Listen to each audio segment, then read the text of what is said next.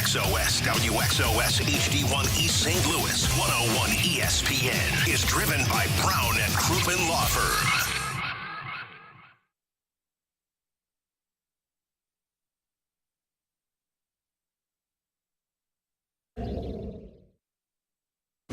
Havers coming in to the near circle. Shoot, score! He shot it, Joe. Glove side. 1-0 Blues in the shootout. Eklund weaves it over the blue line. Slowly brings it in with a little extra speed. Shoots, save, Binnington. Pretty cool. Let's get nasty on a Friday. It's a Fast Lane on 101 ESPN with Bradford Bruns pinch hitting for Andrew Marsh and my guy, the one and only World Series champion, Brad Thompson, who was in for, I guess, both Carey and Jamie. Yeah, and Marshy. And Bradford, it's great to see you, first of all. Likewise, sir. Missed you. Anthony, great to see you again. You too, it's brother. hard to not take it personally, though, that like everybody else left, you know? Yeah. Like, I'm sure they have big things to do, understandably. Big jobs. Jamie's doing the Blues on TV, doing a fantastic job. He's killing it. Carey calling the Illini football games. They've got Rutgers. You know, it's always a juggernaut when those two go at it. And Marshy's probably got a rec league hockey game. Like, there's a lot going on right now, but a little offended that they're all gone. But it's great to see you. So you don't think that Carey, after last night's Steelers game, decided to hide? You want to talk about it's my understanding that he already had today off, but if he didn't, he's going somewhere. Yeah. Because that was ugly. We'll get into that, but apparently it was too cold and snowy. Yeah. Who would have thought that in Cleveland in mid-November would get a little chilly? A team from Pittsburgh's not used to stuff like That's very true. That's a dome team that plays in the South. So the Steelers thrown off by that. At formerly known as Heinz Field. That's right. Correct. Blues get it done last night, though. You heard Chris Kerber on the call. They win in a shootout against the San Jose Sharks. I'm sorry, first of all. I meant to lead with that, and then we got to some other things. Where you left off with that crap, huh?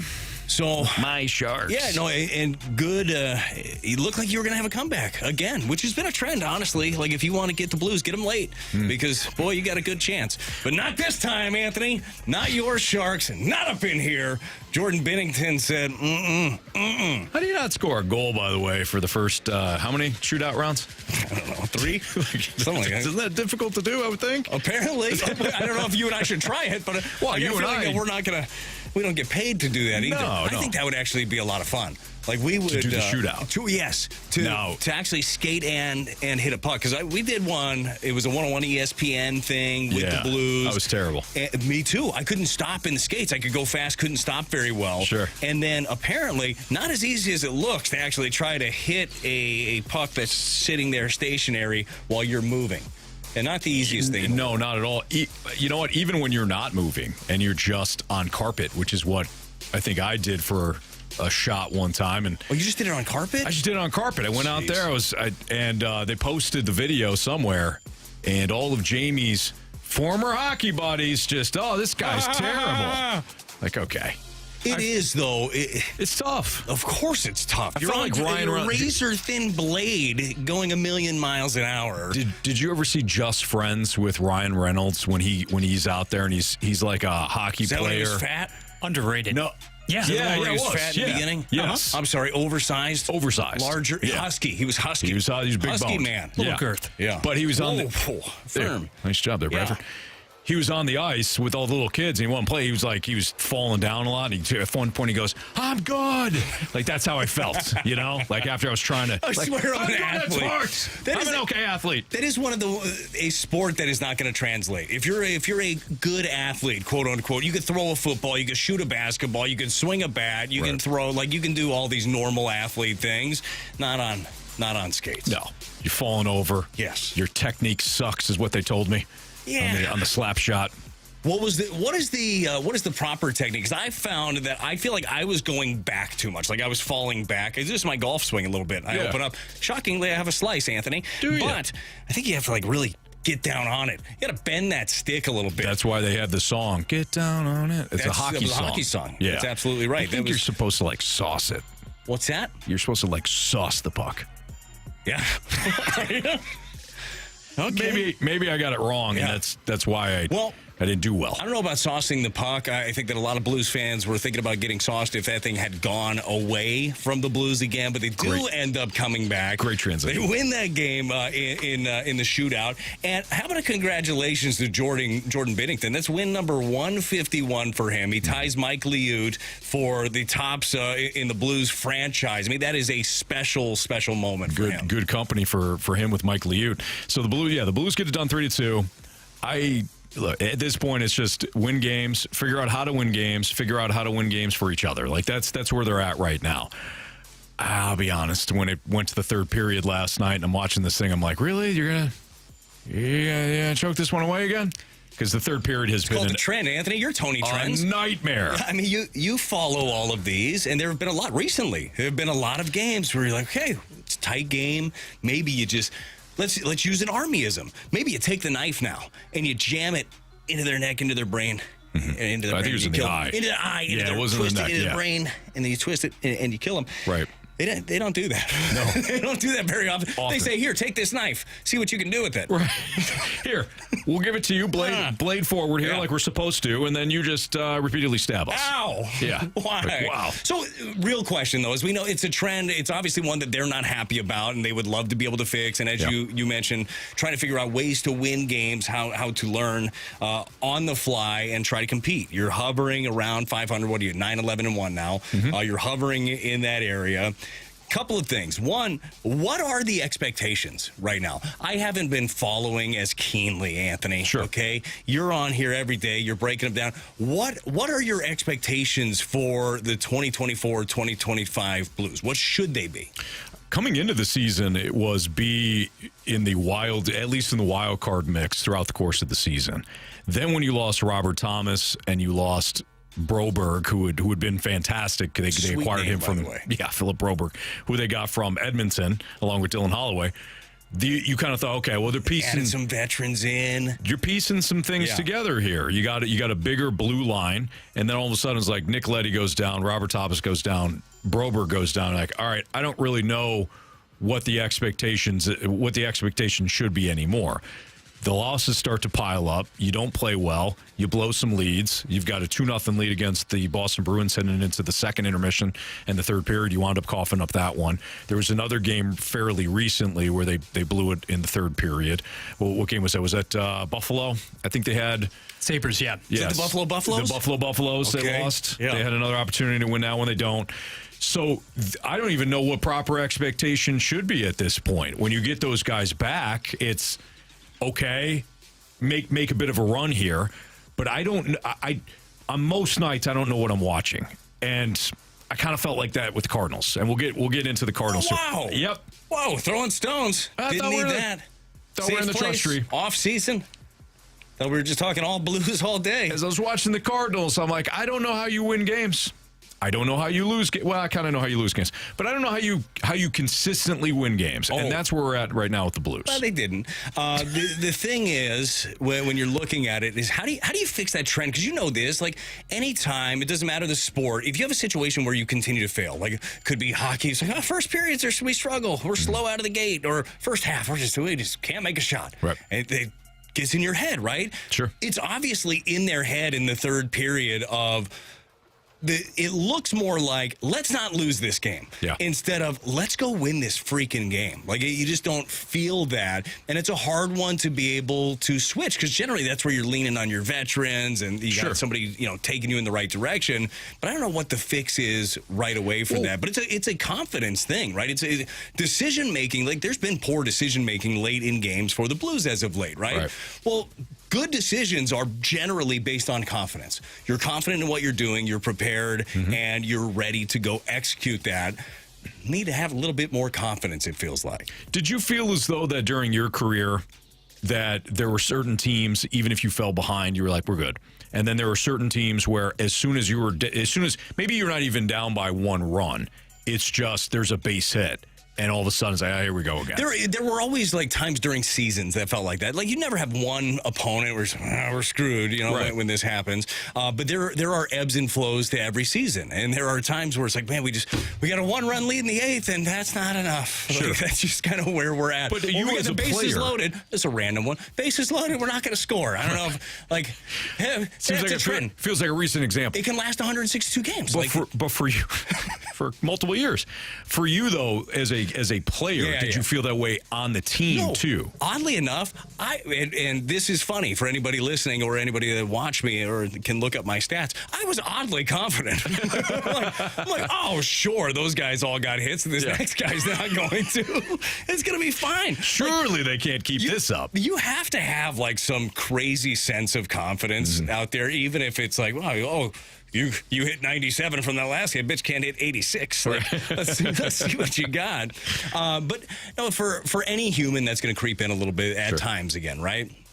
But you have to believe that the right thing's going to happen, and you have to believe in your teammates around you and that you can lean on others. And again, this is good news. They won. They got 2 points yesterday. End up winning in a shootout. Great day for Jordan Bennington as he ties Mike Liut. But boy, it doesn't always have to be, to use a dunkism, the tight cheeks at the end of it. Right. And I think, BT, you make a great point insofar as almost that not to lose mentality with respect to the third period. And we know how difficult that stanza has been for the Note. I mean, for crying out loud, when you're getting outscored in the last 7 games, including last night in the third period alone, by the deficit of 14-2. To that point, though, with Jordan Kyrou, the way that he has been managed, if you will, almost not going for broke as far as featuring your foremost offensive sniper. Now, last night he gets on the score sheet for the first time since November the 7th. But as we've seen, more confidence. Drew Bannister has been able to exude more confidence in more of your defensive-minded forwards to not even have your grade A guy out there for prolonged stretches because of, yes, we understand the takeaways and the turnovers.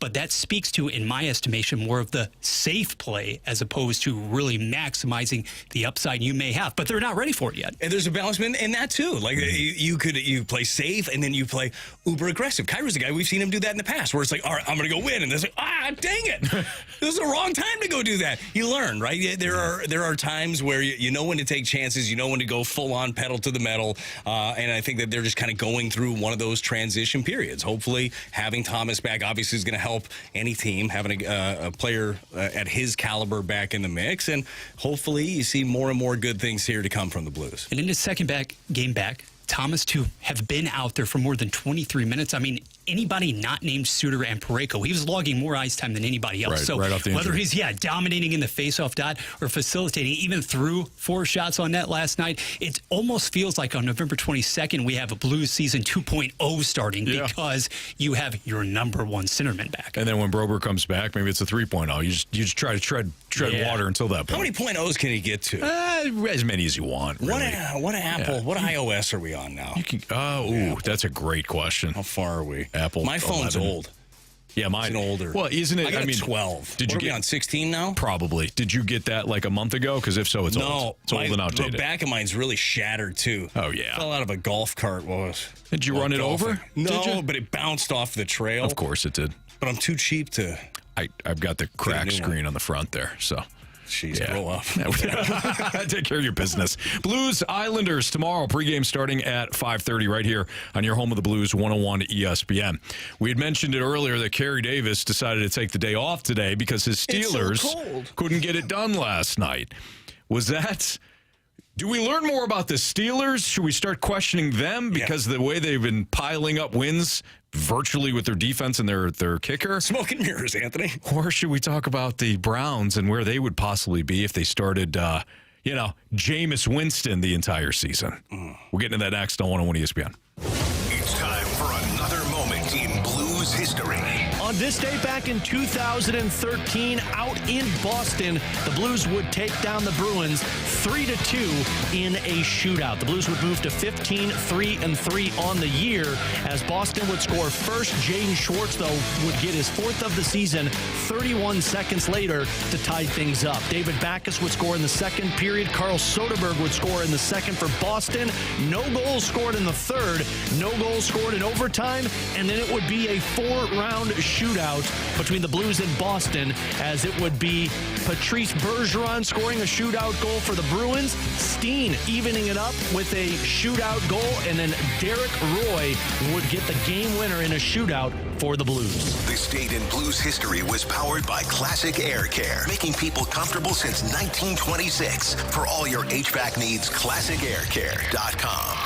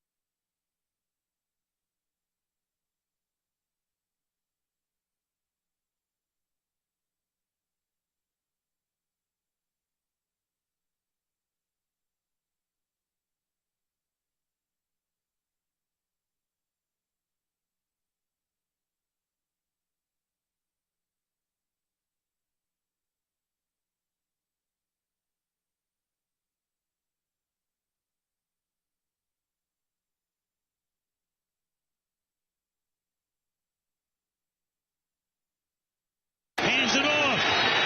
To the end zone goes Chubb. Touchdown Browns. Look at this crowd. It really was amazing. Like, I was just praying on the sideline because that fourth quarter, it really was like it was a whole paradigm shift. Like, we were playing so well offensively, and then bang, bang, back-to-back drives with turnovers. And I'm just like, oh my gosh, like, this is really an NFL's film moment. The snow starts pouring down. It starts getting like I felt like my feet started getting heavy because I'm squishing through the snow. And man, it was so good, and it was so great to end up in that win.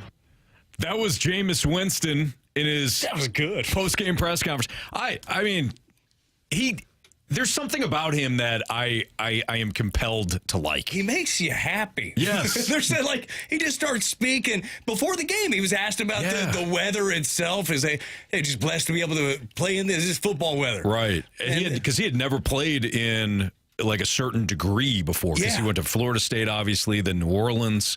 He had never played, I think, in a cold weather game, or maybe never started or something. That was the first one. He's jumping into the end zone. He's got the battery pack from his helmet flying off. That was, I thought, a really inspirational game for Jameis Winston and the Browns for that matter. You're in that game before the game. You're 2-8. Yep. You're 2-8 before that game. Now you're 3-8. And you've got nothing to play for. Here comes the Steelers. They're coming off the win against the Baltimore Ravens. They're in first place in your division, and they're coming into your house thinking it's an easy win. And Cleveland, outside of a couple of drives, maybe even the two that he was talking about there with the back-to-back turnovers, I thought Cleveland thoroughly outplayed them. I did. I didn't think there was a moment there until the Steelers grabbed the lead early in the fourth quarter. I'm like, oh, okay, here we go. Now we're good. Now all is right in the world. But until that point, I'm like, man, Cleveland's got a real chance to win this game. And I didn't think that, Pittsburgh's defense played up to its standards. I don't think it was a snow thing. I just think that Jameis had a couple of big plays there, whether it was to Cedric Tillman. Bad plays too. That's the thing. Jerry As Jeudy. he said, the paradigm shifted. Have you ever used paradigm on your own in a sentence? No. Me neither. But I only went 2 years Bradford junior has. college. You use paradigm a lot, Bradford? I'll excuse myself, yes. Yes, of course he does. Have you never used that? Yeah, we're gonna play Have You Never here. Not sure when to use that one. No, but Bradford will tell us later. There are some people, by the way, that can just say a word and you don't know if it fits or not, but you just know that they know that it fits. There are other people where they sneak in a big word and you might call them out. Every once in a while, Chip would use a big word. And I'd be like, what does that mean? I'd say, I'm not sure. Sounds like a discrepancy. I appreciate your honesty. I'm just going to use it right here. Do we have the George Pickens audio? Can we fire up? I think we got it. It was really cold. Here is Steelers wide receiver George Pickens following the Steelers' 24-19 loss to the Browns, and this has caught some headlines. Just keep grinding. Like I said, conditions played a huge part in today's game. I don't really think the Cleveland Browns are a good team at all. I think the conditions kind of saved them today. So he went on this one, too. Yeah. You know where he should have stopped? After 3 words. Just keep grinding. Done. Mm-hmm. Done. You lost the game. Whatever. You suck in the red zone as a team. Your scoring isn't great. Your quarterback position is not great, even though you have Mr. Visually Limited in the Snow, apparently. I thought did cash in a red zone touchdown. He was fine. He was fine. Myles Garrett handed Russell Wilson his lunch a couple of times. Of course he did. I thought Russell Wilson earned a little bit of toughness credit last night. I mean, he's been a walking meme for a couple of years now. He still is. He's still a goofball. Great. He's still a goofball, but they can't. I thought he was they don't tough. score enough. That's the thing. So you lose the game. No, let's get back to Pickens again, really quick. Yes. Young player, immature. You don't say that. He also went on to blame the referees in this one, talking about couldn't see, and then the pass interference they didn't call. You lost the game. Just man up. You lost the game. It's over with. We all make mistakes in the media, boy, and they follow you. And this one might follow him around a little bit. But I hope for him. I hope a veteran player takes him under their wing and just be like, dude, you can't say that. I'm sure it'll be Mike Tomlin. Yeah, I'm sure it'll be Tomlin. I mean, I wish Carey was here today. Is this not the same guy whose work ethic and effort was questioned in the Dallas game earlier this season? Yep. Oh, and then you had the load management. No, going back to last season frequently with the disappearing act. It's unfortunate insofar as for the majority of this season to that point, actually last night, he had been a top 5 receiver according to numbers in the NFL. But if you're going to be the one, if you're going to be the guy and basically lead that position group, getting into scuffles at the tail end of games in which you haven't produced either isn't exactly going to win over everybody. No, it's a real paradigm shift, Anthony. Yeah, it is. That's what that is. I think you used it well. I don't know. Yeah. So when you look at that game, Anthony, you were leading into it a couple of interesting storylines. One, you look at the record now of the Steelers. They're 8-3 on this one. Mm-hmm. What are the Steelers, in your opinion? Are they a team that just can make it to the postseason? They'll make it to the postseason. Yeah. Can they go on a run with what they have offensively? Do you ever watch a movie or a TV series and you're like, you know what?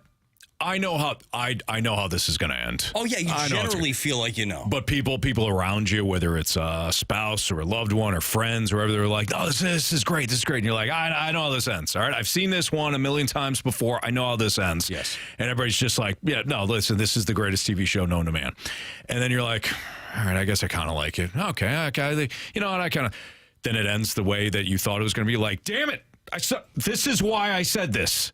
I knew how this was. That's a Pittsburgh That's Steelers. how you feel? That's how I feel about the Pittsburgh But you Steelers still right now. enjoy watching it, even if you know how it's going to end? I feel like I have been duped by this. By those around Steelers, but really by myself. Was it Carey? Because I got a feeling if somebody's going to dupe Carey. you when it comes to anything due to the Steelers, it's probably going to be Carey. It makes sense. Now, Brad, let me rattle off some dubs here from the Pittsburgh Steelers, shall I? Now, you did beat the Ravens last week, Yeah, okay? it's a big win. You did not score an offensive touchdown, but you beat the Ravens. Kicking ain't easy. Commanders, hey, great, excellent win there. They're playing good. Giants, Jets, Raiders, Cowboys, you actually lost to. That's actually, what? Yeah, that's correct. The Falcons you beat in week 1, didn't score an offensive field goal there. So you got 2 dubs without an offensive touchdown. Okay. The Broncos before Bo Nix got good, and the Chargers before they got good. Outside of the Commanders, and you got to give the win to the Ravens, this has not been an overly impressive team. Can you win games with your defense? Yeah.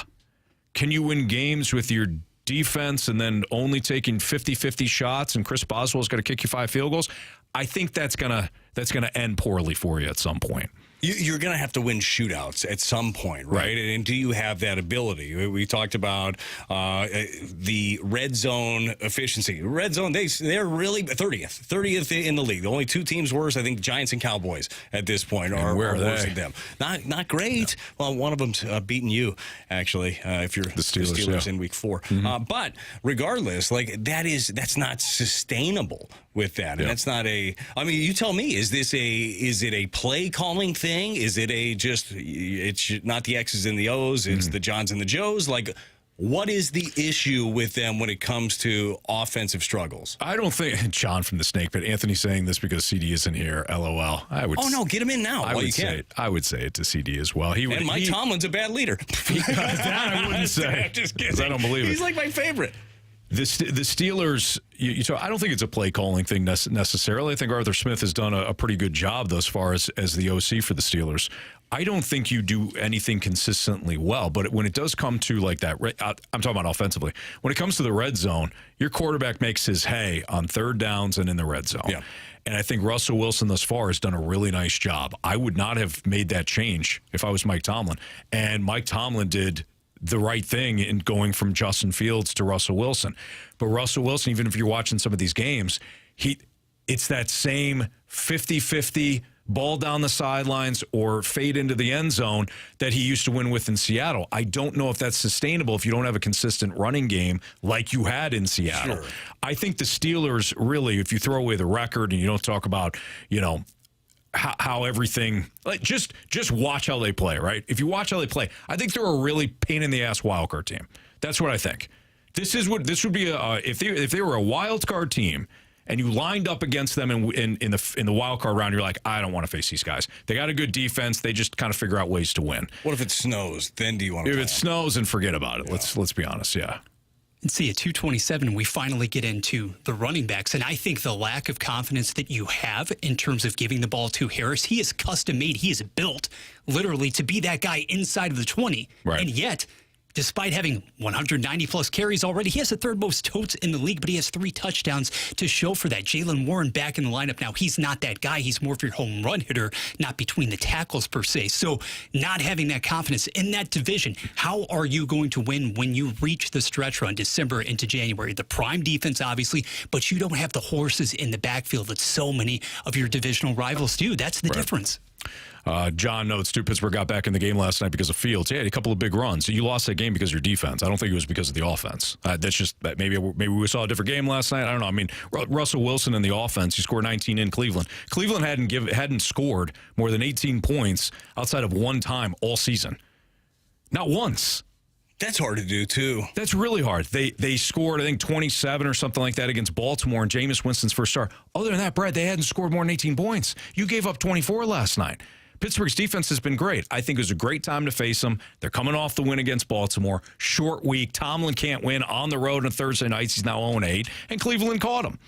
But Jameis Winston had kind of a gutsy performance last night, and Myles Garrett is still one of the best defensive players in the league. Well, we could get into this a little bit later, but he did talk about if they had made the move to Jameis a little bit earlier, what does that potentially look like? I don't know if they're Cleveland? a playoff team, Brad, but what do you think? I think it looks better. I think it looks way better. Yeah, you have stability at the position, which is a thing years ago when you're talking about Jameis Winston, you didn't think that you'd say him and stability or him and paradigm in the same sentence, but here we are.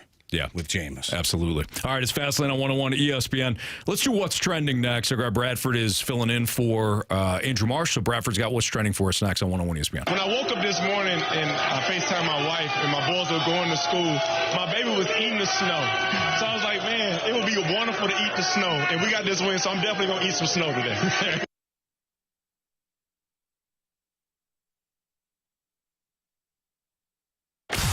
Time for another Jamie's jersey giveaway. This one here is a signed Braden Shen women's hockey jersey. It is quite awesome.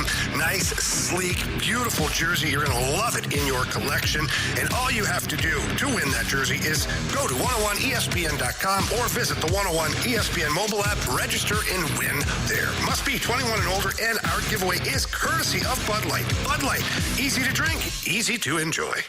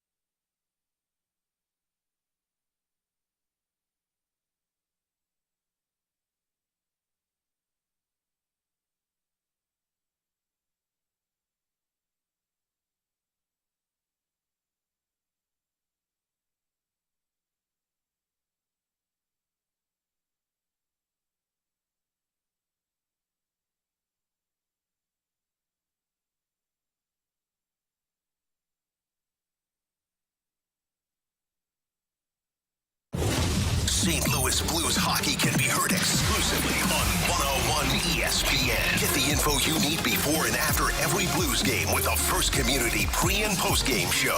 First Community Credit Union, calling St. Louis home for 90 years and powered by Scott Lee Heating Company. 101 ESPN Sports Center.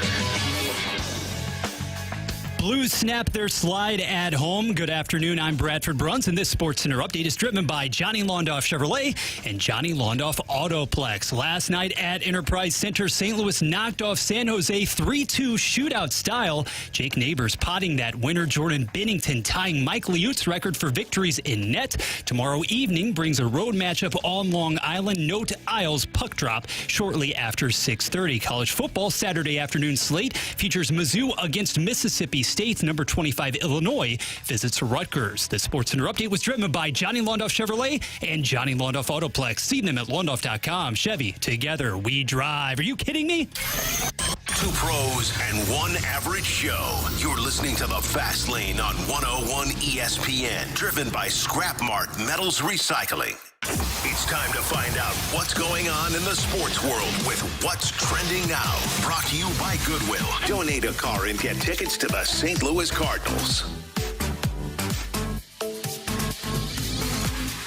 Welcome back into the Fast Lane on 101 ESPN. Bradford Bruns, Anthony Stalter, and Brad Thompson with you. Gentlemen, trending first and foremost today, we have more NFL news, specifically coming from the New York Giants and what was an inevitable move. Daniel Jones, the team, is granting him his release. He is going to be sent packing after 6 seasons at the helm as the QB for New York. Moving forward for the rest of this season, whatever that entails, it's going to be Tommy DeVito at the position.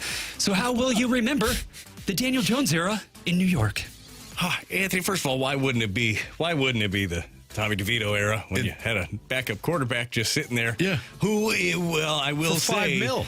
Well, I will say, I mean, you pegged this years ago. You said he'd never play on Sundays, so that's Drew Lock, you're saying? I never Drew Lock's not going to be an NFL quarterback, and I guess you're right on this one. Who saw this one coming when he was Daniel Jones was on the scout team as safety the other day? Real quick, just how mismanaged could this situation be? Mm-hmm. Like this is a failure top to bottom. Daniel Jones didn't play well. We all know that. Right. Did one good season. This just feels like this was handled very, very poorly. I'm interested in your take on this. Well, I mean, you kind of alluded to it. Like everybody saw this coming, do we not? He had the one good year, and it's not like he lit up the league. Brian Dable got the most out of his talents, and then the Giants still signed him to a long-term deal. Why not just franchise tag him, make him prove it again? If he failed the following year, you're good. You're moving on. Yeah, you're out. So which is what happened last year. 1 year. Exactly. Who cares? It's a 1 year. Brad, what do we always say about the 1 year investments? Oh, there's no such thing as a bad 1 year deal, Anthony. So basically, franchise tag, 1 year deal. You could have seen it. He doesn't play well, you move on. If he does play well, at least you had 2 good years. And all right, maybe this Dable-Daniel Jones mix works. He's doing what he did in Buffalo. Right. Like he's got his new Josh Allen. Instead, he doesn't. No. You pay him, you give him all this money. You can't sign Saquon Barkley now. I mean, you could have, but you moved on from Saquon. You don't have the money to allocate to other spots in the field, which is what Daniel Jones needs. He needs an army around him to succeed. Yeah. So you don't do that. So you mess up, and then you wind up releasing him and taking on a $20 million cap, a dead money hit from releasing him. Like what? I feel like everybody saw this coming. But you get in a spot and you're in the NFL, you're like, well, if we don't have Daniel Jones, who are we going to get? Bite the bullet. It's easier now than it has ever been before to get it wrong in the draft. Very true. Because you don't have these huge financial. The Sam Bradford contract's gone. Okay, you don't have that commitment like you used to have in the past. So admitting a mistake is a very hard thing to do. Right. All right. Very, very difficult thing to do. Any married person will tell you that. All right. It's very difficult. Well, I'm sorry. Those are like hard. I was wrong. Like, nobody says that. Are you kidding me? Right. Never. Or when you do, you're like, I was wrong. And you know anything? I left that open. All right. Okay, there's just me. Okay, me too. got it. Nothing? Okay. But it's hard to do. But those are the successful franchises, are the ones that admit their mistakes and move on at the correct time so you don't handcuff yourself a little bit later. Bad organizations make bad decisions over and over again. Right. The Giants have not been the best organization. The Jets, the Cowboys. Like, you look at these organizations top to bottom, they're not making great decisions. No, not at all. Fortunately for the G-men, they do seem to have gotten it right at the receiver position in the draft with Neighbors. So, yeah, it's paramount to actually get that next QB. How did you guys feel about Jones seizing the moment, seizing his podium yesterday after that 22-44 illustrious record and having that soliloquy? So everybody, you saw like Dexter Lawrence come out and say that, no, Daniel Jones is still the best quarterback here. We support him. So he's seemingly well liked. I think he's probably a really good dude. Somebody he's got a high IQ off the field, but then you get him on the field and you're like, what are we doing here? I think Daniel Jones' biggest problem wasn't inside the locker room or getting guys to trust him or even being a leader. I think Daniel Jones, unfortunately, his biggest problem was he's not good at football, So, which is tough when you're a football player. I mean, it makes it a little bit more difficult, but it's hard to say that he got a bad landing spot because Brian Dable's supposed to be your QB whisperer. Yeah. That was supposed to be a great connection. But we have seen this. We've seen guys just not have success somewhere, get an opportunity. Sam Darnold would be an example of a guy that maybe is turning the page. It looks a little bit better with the Vikings. Doesn't look like he's seeing ghosts anymore, which he used to do. Do you think that there's any chance, and Anthony, you know football really well. You got a good eye for it, and you just said the guy can't play, so I'm assuming the answer is going to be no. But could you see him catching on somewhere, getting an opportunity, and maybe having some of that success in a different place? I could see him being a bridge quarterback for a bad team, but that's about it. That's what he's doing now. Yeah. Sorry, not making what he was making with the Giants. Yeah. I don't think it's going to be a situation where you see this guy move on. I think some of the issues that Sam Darnold had with the Jets, quite frankly, are starting to show up again. To be a quarterback, you have to have great footwork. Like, you have to have the arm strength, don't get me wrong, but you have to have great footwork, but your processing has to be out of this world. Joe Montana, Tom Brady, Peyton Manning, the best, Patrick Mahomes now, the best process at an elite rate. Yeah. And I don't think Daniel Jones processes at an elite rate. I think a lot of quarterbacks struggle with that. So you either have to simplify the playbook or get everybody around him, strong defense, strong running, and then you just manage the game. But I don't think Daniel Jones is in that first category of he can move on, just get him with a better play caller, and he's going to be fine. How complex does it look like the offense that they're running with him was? Like, did it look like it was great? Can you have him just walk up to the line like we do with our children and draw the pattern on the football? Can we just do that? I wonder if they were trying that at some point. Brad, I think I was the only guy watching that game out in Germany a couple of weeks ago. But when they played the Panthers, they had a flea flicker where he had not one but two wide receivers open on the play and took a sack. One of the receivers was Malik Neighbors coming over on an over route. And my man took a sack on a flea flicker. That's tough. You poor soul. Oh, he's tough, Bless though. you for sitting through that. Watching it. He took it like a champ, though. Popped right back up. Yeah, he did. Yeah. So and got yelled at by Dable. Anyways, you asked me about the press conference yesterday. I think he seems like a really good dude. Obviously, the Giants decided, hey, we're not going to do the thing where we did what the Raiders did to Derek Carr and have this awkward, you're going to go home type. No, we're going to release you. We'll take the dead cap hit, but this is ugly. Speaking of that, he's probably Raiders material. He probably is. Yeah, that Minshew magic's not really working right now. No, not at all. Move over Minshew. Yeah, that's right. All right, we have your shot to score a pair of tickets to Post Malone with special guest Jelly Roll on May 13th at Busch Stadium. Tickets for Post Malone and Jelly Roll go on sale next Tuesday at noon, but you can text in and win free tickets right now at 314-399-9646. Brad and I, at one point, developed a bit on the show that we did not intend to become a bit. Whose name became a bit? Whose what Cardinals player became a bit between Brad and I after I screwed up one of Brad's? I don't know how you phrase that. I learned a valuable lesson. to just be organic. Yeah. Okay? Just don't try to. You always say this. There's no such. Let's not schedule fun. Let's just let fun happen. let's But just I figured have like fun. this would work. Like if you just knew when to do this, it would help. So it turned into this Cardinals player. And his name oftentimes just gets yelled. Yeah, turned into a bit of a bit. Who is that player? Text in 314-399-9646. Will he be here next year? If you're the 101st texter to the Air Comfort Service text line with the correct answer, you'll go see Post Malone with special guest Jelly Roll on May 13th. You can find all the details and a bonus chance to register to win tickets to the show now at 101ESPN.com or on your 101 mobile app. So we got BT in today. We're going to talk a little Cardinals baseball. Do you want to talk? Do you want to go macro or micro first? Look, let's do a paradigm shift here. Okay. To what? Yeah. You pick. Because I don't know what you. I don't know what macro or micro Let's is go going big to be. picture with the Cardinals. Sounds micro to me. I think that's macro. 2 years JUCO. I'm pretty sure it's flipped. Anyways, let's go big picture with the Cardinals. Okay. BT, I actually I like the direction of the Cardinals in terms of philosophy. Kind of playing my role. I don't think a lot of other people You're do. supposed to be angry radio guy. We'll fix that. How long until things, go on the upswing? Yeah, probably March.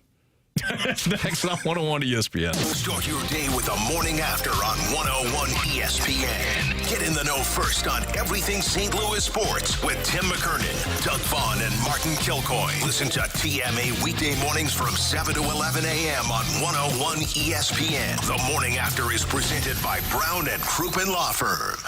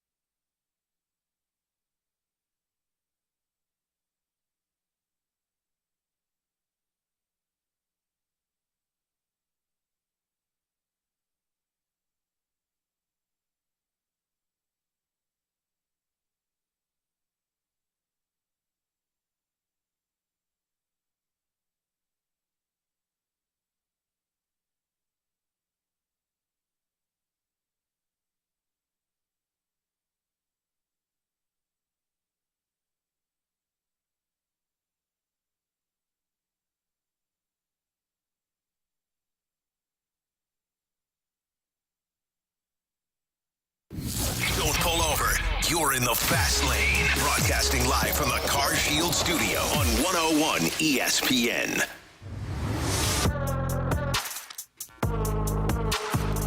With Brad Thompson and Bradford Bruns, it's the Fast Lane on 101 ESPN. I'm Anthony Stalter. So, BT, I know I'm supposed to play a certain role here. It's your show. You play whatever role you want. You've made that abundantly clear over the years. Full disclosure, I haven't talked about this much. That's the main reason I stepped away from the show. As it got overbearing. I'm just glad you read the memo finally after I had put it on your desk day in and day out, and you used it as a coaster. This is what we do now on my show. Exactly. I hate to hear that the naming hasn't changed yet. I've been pushing for the Stalter show, and it does roll right off the tongue. I like to think that at some point, this radio station will wake up and decide to name it. Yeah. The Anthony Stalter with Friends show. You know, tread carefully. End of the year, you know how that goes. You ain't lying. All right, BT. Yes. I know I'm supposed to be angry Cardinal radio fan guy, but... Yes, that's your role. And then I'm like, no, it's fine. Everything's fine. That should be my role. We'll lead the listeners to yell at us here. Okay. I actually, and maybe it's more, I kind of like the philosophy here for the Cardinals. I was going to say maybe it's because I got so tired of watching how they have been operating, but I actually think the way to build a consistent winner is to do what they're talking about. Now, I don't know if they'll execute it. It's the big part, right? Yeah, and we'll get to that in a second. But BT, I actually like the idea of pausing and saying, okay, we have not gotten the results we have wanted. And why is that? Because they, in my opinion, they've been using like the Flex Seal option. Now, you've been Johnny home dude handyman lately. Yeah. Flex Seal's great. I love the commercials. Is that the same stuff where the guy cuts his boat in half and he puts it back together and with that stuff? Exactly. Like, oh, this is great. What I like to say is 5 minutes later, that guy actually he drowned. Yeah, because Flex Seal, it's not supposed to. Little known fact: Flex Seal guy's dead. Yeah, so you're not supposed to use it as the end all be all, right? Thoughts and prayers. Yeah, definitely. When it comes to the Cardinals, was a good man. I think that they're actually going about it the right way. We're going to allocate everything here into the player development, as opposed to let's continue to spend, I don't know, anywhere between 70 to 85 million on free agents, and we'll just get one a year, and we'll be fine. Yeah, that philosophy has not worked. No, your analogy is perfect, really. I mean, you are plugging holes in a boat is kind of what you were doing, and you were doing so, and you were competing at a big league level, and you had you had good players, and you spend some money here and there, and you're top half in payroll. I think they were 12th last year, somewhere around there. Yeah. But you were missing on the other end. Whether you like to believe it or not, and you look and see, well, DeWitts are worth this much money. They should spend all of that on. Right. Everybody works, and they're all different, but everybody works within a budget. Like your budget is something, and you have to allocate money where you think it is best used. And the last couple of years, we've seen the Cardinals allocate money at the big league level and trying to fill some of those holes while still trying to draft and develop. Well, in the meantime, you've had a lot of organizations from a minor league player development standpoint that have lapped you. Yeah. I mean, that's just been the case. From personnel, you got a lot of teams that have an extra coach per team in the minor leagues, more coordinators, more technology, better facilities. And that stuff adds up. Like you go out there and you spend all this time of drafting the right players that you believe are going to help you. And look around. Look at the Cardinals roster right now. Even with the way the things have been for them the last couple of years in the minor leagues, it's littered with players that they have drafted and developed and are helping your ball club and will do so in the future. The plan is now, while allocating funds to this and hiring the right people, and you hope that they did that. You've got your Rob Cerfolio is coming in. He's going to be in charge of player development, a young, very smart mind that they got from Cleveland, and he's hiring all his people and getting all the ducks in a row. The hope is that you're expediting that process, and then you don't have to go out and trade for these guys for your next stars. The hope is that they're coming from within. Like that's the way that you want to do it. I believe that the trade market, and it's worked out really well for Mo and the Cardinals over the years. You got Arenado, you got Goldie. I mean, you got guys that changed your franchise days when you brought him in, but it would be nice to get that next slugger, especially through the organization. And we'd love to see the pipeline of pitching come through the organization as well. Drafting and developing is key. As much as you want them to, they're never going to spend like the Dodgers do. I think it's a smart way to allocate things, but I also realize it's a hard thing to sell the fan base on. Like, it's a difficult one, Anthony. What I just tell you is like, hey, want you to buy tickets, want you to come out. By the way, we're spending over here, but no, it's going to be better later. But this is like, hopefully, if you're listening, maybe you got a chance to make a long-term investment at some point, or you're stashing a little bit of money away in the hopes that it's going to be a lot of money one day. Maybe it's your 401k at work. Maybe it's your piggy bank, whatever it is, your little vacation fund. Yeah. They're hoping to get to go on vacation. I mean, that is the smart thing to do, is to develop your players and really invest in the future of your organization. Yeah, and I think there is a happy medium between where the Dodgers and the Phillies are and where the Pirates are. And where the Rays, or even the Rays, the A's, but even if we take a step up and we say where the Cleveland Guardians are, the Tampa Bay Rays are, because I think some fans get frustrated when they hear, well, this is the Guardians model or the Rays model. All they hear is, oh, great, we're just going to develop these guys and then trade them someplace because we're cheap. Oh, no. I think there's a middle ground to be had here. You have the ability to keep them. Right. You're not going to be swimming in the same oceans as the Dodgers and the Phillies and the Mets or whoever. Yeah. But you also don't have to do what the Rays do, which is constantly just sell off.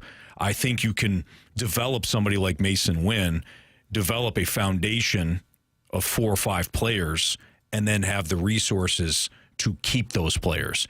And I'm sorry, as exciting as it is to get a big time free agent or a big time trade acquisition to come in, there's nothing like watching a young player develop within your organization and then win at the highest levels and always be a Cardinal.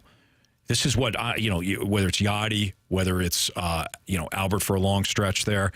Having those young homegrown players come up within your organization, it's always fun to watch them grow, man. No, it is. And you hit the nail on the head. It's great to have a plan. Now you have to execute it. And there's nothing saying that they're for sure going to get it right. And I can't even tell you exactly what the timeline is. Is it 3 years where you see the results? Is it 5 years? Is it sooner than that? Like I said, you've already seen a lot of young players come up and really help this organization. You look around, you look at guys like Alec Burleson, Mason Wynn. I'm really looking forward to next year of the mantra is probably going to be let the kids play. What is Walker, a full season of letting him go through the ups and downs? What does that look like? Same thing with Gorman. I think Gorman was third on your team in home runs this year with 19 of them, and he played 107 games. Like there's tremendous upside in him. Newt, you drafted and developed. Like you got so many guys on this team. Brendan Donovan, a great example, one of my favorite guys to watch every part of the game. You got so many guys that have already come from within this organization. Why not pour more into it? It just makes sense to me.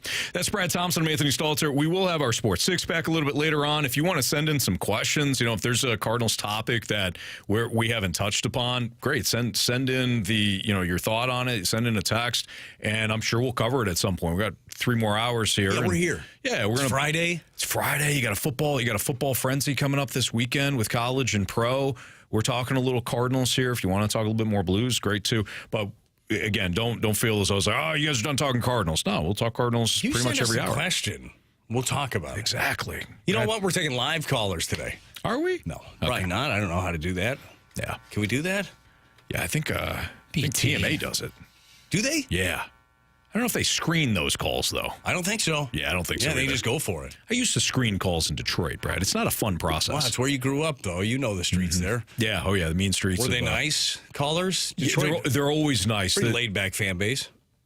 They're very passionate. Yeah. That's for sure. But a lot of times they'll call in and then, they'll be like, I got a thought on Michigan State. Yeah, it's like, it seems good. We're actually talking about Michigan right now, and they just hang up. Was it 4.5 mile, your old stomping grounds? 7.5. Okay, 7.5. Yeah. Did you ever have somebody tell you what they wanted to talk about, but they knew that's what you wanted to hear? And then they go on and say something else. Oh, yes. Yeah. And then the host is looking at you like, why did this guy go on? I'm like, I feel like that's what I would do. Like, if I'm calling and then you've changed topics, and I'm going to bring it back. Right. But I'm going to tell you that I want to talk about what you're talking about. It's right smart. now. Yeah. Of course it is. To be a screener. It's a tough gig. Yeah. It's a real tough gig. Anyways, we'll talk a little more Cardinals a little bit later on. Next topic, Russell Brandon. Okay, thanks, text line. 314-399-9646. All right, we're going to talk a little college football. We got a massive game tomorrow in college football. Indiana, who would have thought? We used to do things I never thought I'd say. Massive game tomorrow in college football. Indiana, Ohio State. Basketball school no more? Nah, question mark? Does Indiana deserve to be in the college football playoff? We'll find out tomorrow. We'll dive into that matchup. And I got a question for you guys, too. Is college football at least one of the matchups this weekend? Is college football in a win-win? That's next on 101 ESPN. Make your picks for this week's Fastlane Pick'em Challenge at 101ESPN.com. Show off your football knowledge and see if you can top the Fastlane and the dudes from the Rizzuto Show on the point. For this week's top score, it's the Fastlane and the Riz Show throwing down all football season long in the Pick'em Challenge. Enter your picks for this week right now at 101ESPN.com. Refreshed by Bud Light, official beer sponsor of the NFL. Easy to Sunday, easy to enjoy.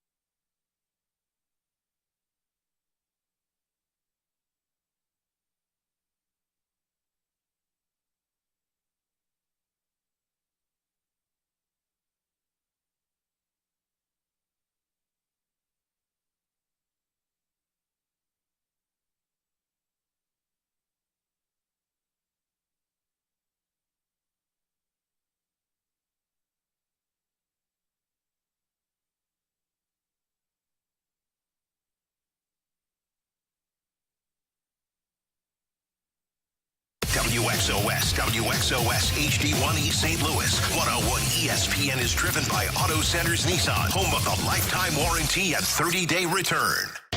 Strap yourself in. You're in the fast lane, driven by Scrap Mart Metals Recycling on 101 ESPN.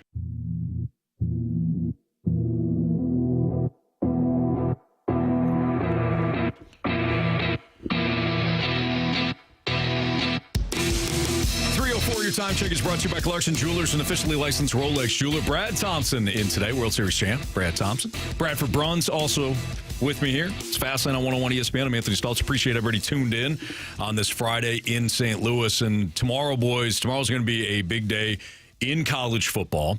I said college football, right? Not basketball? I think you said college football. Just want to make sure. Tis yeah. the season. It is November, right? Mm-hmm. We got college basketball going on right now. But believe it or not, Indiana fans are going to be tuned into tomorroug's 11 a.m. kickoff between number 5 Indiana. That sounds weird. Versus number 2 Ohio State in one of the more anticipated matchups of the college football season. It's gonna be great. I'm really Do you have a looking rooting forward interest? to this. I want to see Indiana. Me too. Rooting for chaos, right? I mean, Absolutely. that's kind of what you're going with here. I'd say I also like to root for not only chaos, but do factor, because Indiana has not beaten Ohio State in football since, how old are you, Anthony? We're the same age, 42? Yep. Yeah, 42. Bradford, how old are you? Creeping up on the big 4-0. Creeping up on the big 4-0. He's So still- what year were you born? He's still Steven Jackson right now. 85? Okay, 85. Well, so you were 3 years old the last time Indiana beat Ohio State in football. 1988. Remember that fondly. Is the last time that happened. I mean, 1988, I'm watching the Bash Brothers. Oh, yeah. You know, watching them big time. I'm probably into, 6 years old. Scooby-Doo. I mean, Scooby-Doo was good. Scooby-Doo. He-Man. I loved He-Man Me back too. in the day. Yeah, Castle Grayskull. Of course. I still Kidding me? have it. Still have Castle you? Grayskull. No way. Yeah. In your basement somewhere? Somewhere, yeah. That thing's got to be worth nothing. I'm sure it's banged up. I'm but sure. have it. Ghostbusters animated at that time? No. Not yet? I don't think so. What? In the late 80s? I don't think so. Oh, the man. animated like a the TV show? cartoon? Yeah. Yeah. Of course. And you had your actual house, from New York, modeled after the building. I don't remember that. I didn't have that. Ectoplasm all over the place. Oh, yeah. Oh no, that was later in life. Remember the That was high show? school. That was high school. Brad. Remember the show? What's it called? Set that one up. The Superstars. It was Yes. Wayne Gretzky, Bo Jackson, and Michael Jordan. Michael Jordan. What was that called? Yeah. Something I like think that. Some superstars. Love that show. Yeah. That was great. So anyways, back to all that stuff, and Bradford was ectoplasming all over the place. G.I. Joes, That was the skaters, right? last time. Yeah, G.I. Joes. That's a good one. That was the last time Indiana actually had beaten Ohio State in football. That's a long Anthony, do time. they have a chance this year? You set that up just perfectly, Brad. Yeah. Football guy, back to you. Yeah, here we go. Here's what I want from my college football playoff. Okay. Or NFL playoff or MLB playoff. I like characters, right? When you're building a TV show, movies, I want interesting characters. I don't need a care. protagonist. Exactly. Who's that? You need a protagonist, you need an antagonist, you need a villain. Paradigm Shift. all those you need all things. kinds of those things. Yep. Indiana is that fun team that, quite frankly, I don't know if they deserve to be at the party, but they're going to make me laugh. They're going to be entertaining. They're going to be fun. That offense is fun to watch under Frank Signetti. So, is it Frank Signetti or is it his brother? Kurt. Frank. Kurt. Yeah. Kurt Signetti. Frank's his brother. He Sure it is. coached for the Rams, I think. But the shirt belongs to Frank. That's right. See this? It's Frank's shirt. Anyways, Kurt Signetti. His offense is a lot of fun to watch. Ohio State, though, defensively outstanding. One of the higher ranked from a defensive efficiency standpoint. I don't think there's been a team thus far that has really challenged Ohio State from an offensive standpoint outside of Oregon. And they lost by one to the number 1 ranked Ducks. I mean, Otherwise, they've been rolling people. Can I give you the points scored against Ohio State in games? Yes. 6-0, 14-7, 7-32 to Oregon. Yeah, take that. 17-13, that was Penn State in Happy Valley. 0-7. They haven't faced a murderer's row, albeit, but that's still impressive nonetheless. No, it's crazy impressive. Last 2 games, outscored their opponents 76-7. Now, it was Purdue and Northwestern. Barely counts as schools these years, so football teams. But good education. Absolutely. Academically. Yeah. Academically off the charts. Which I think is important. Just not in football scores. No, not for that, but at least they have that to hang their hat on. So you ask, do they have a shot? Is the offense for real? If they can move the ball against Ohio State, I feel pretty confident that they can move the ball against most opponents if they were to get into the football playoff. If they get boat race tomorrow, then it's like, okay, I've seen it. We're good. I don't necessarily need to see Indiana again because Indiana's had a really soft schedule. How far do they fall out if they get crushed in this one? I think if they get crushed, I think they're the last team out. So they might be ranked 12th, but they're the last team out because of the way the conferences shake up. Like right now, I think Tennessee the last team out Number right now? 12, yeah. Oh, yeah, into 13, that's right. So it was Georgia last week, and Georgia had to fight its way back in. I think that's how far Indiana falls. I think it actually bodes well for Indiana, yes, going to the shoe, considering that you just mentioned how much the degree to which Ohio State has blown out its last couple of opponents. And make no no mistake about it. Howard has been terrific, really ever since the infamous slide in the fourth quarter versus Oregon. What were you 16 touchdowns to 4 picks. He was great against Penn State.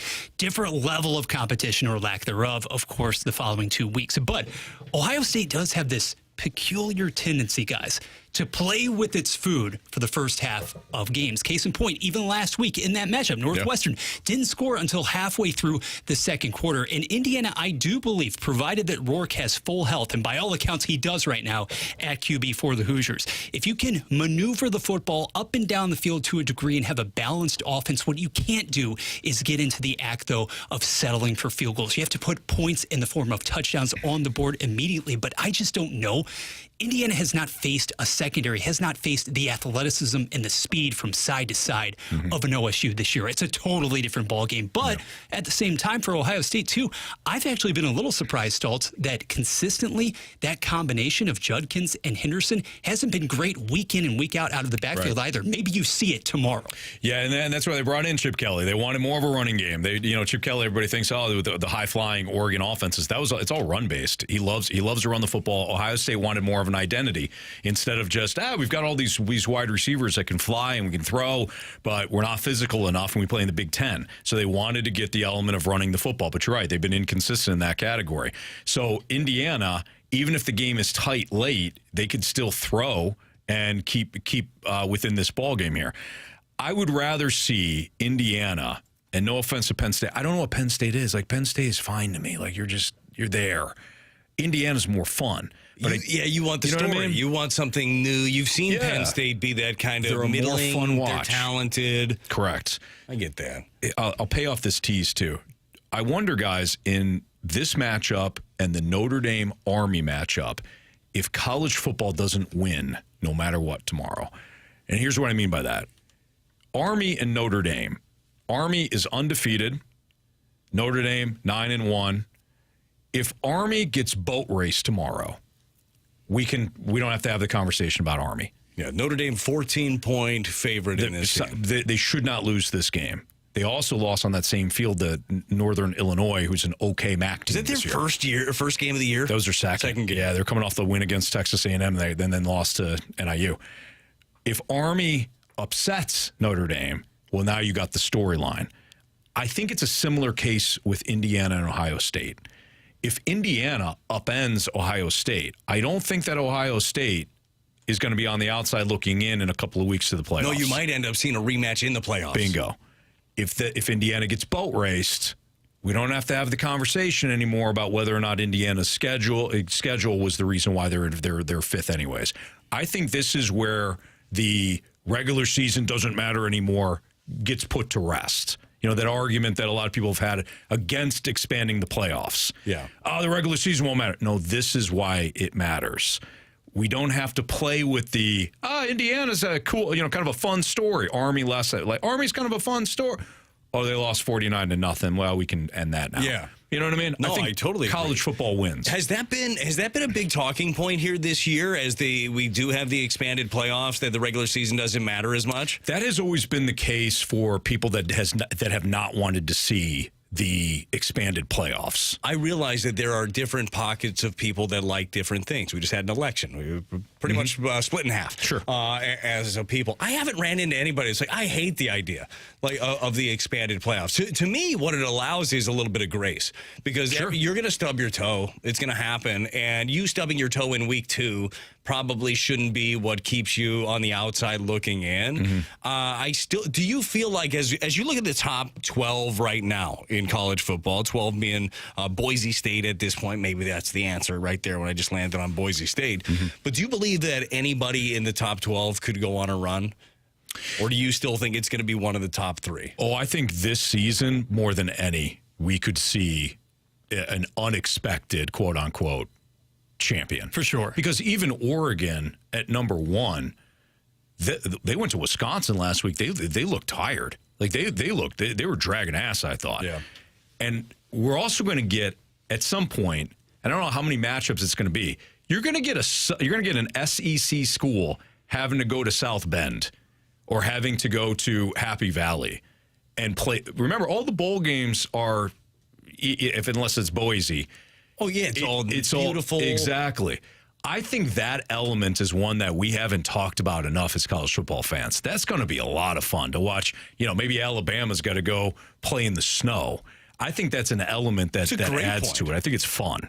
So I think this year, getting back to your question, Brad, I think this year more than ever, we're going to see some of the bigger fun upsets because I don't think you have a juggernaut this year.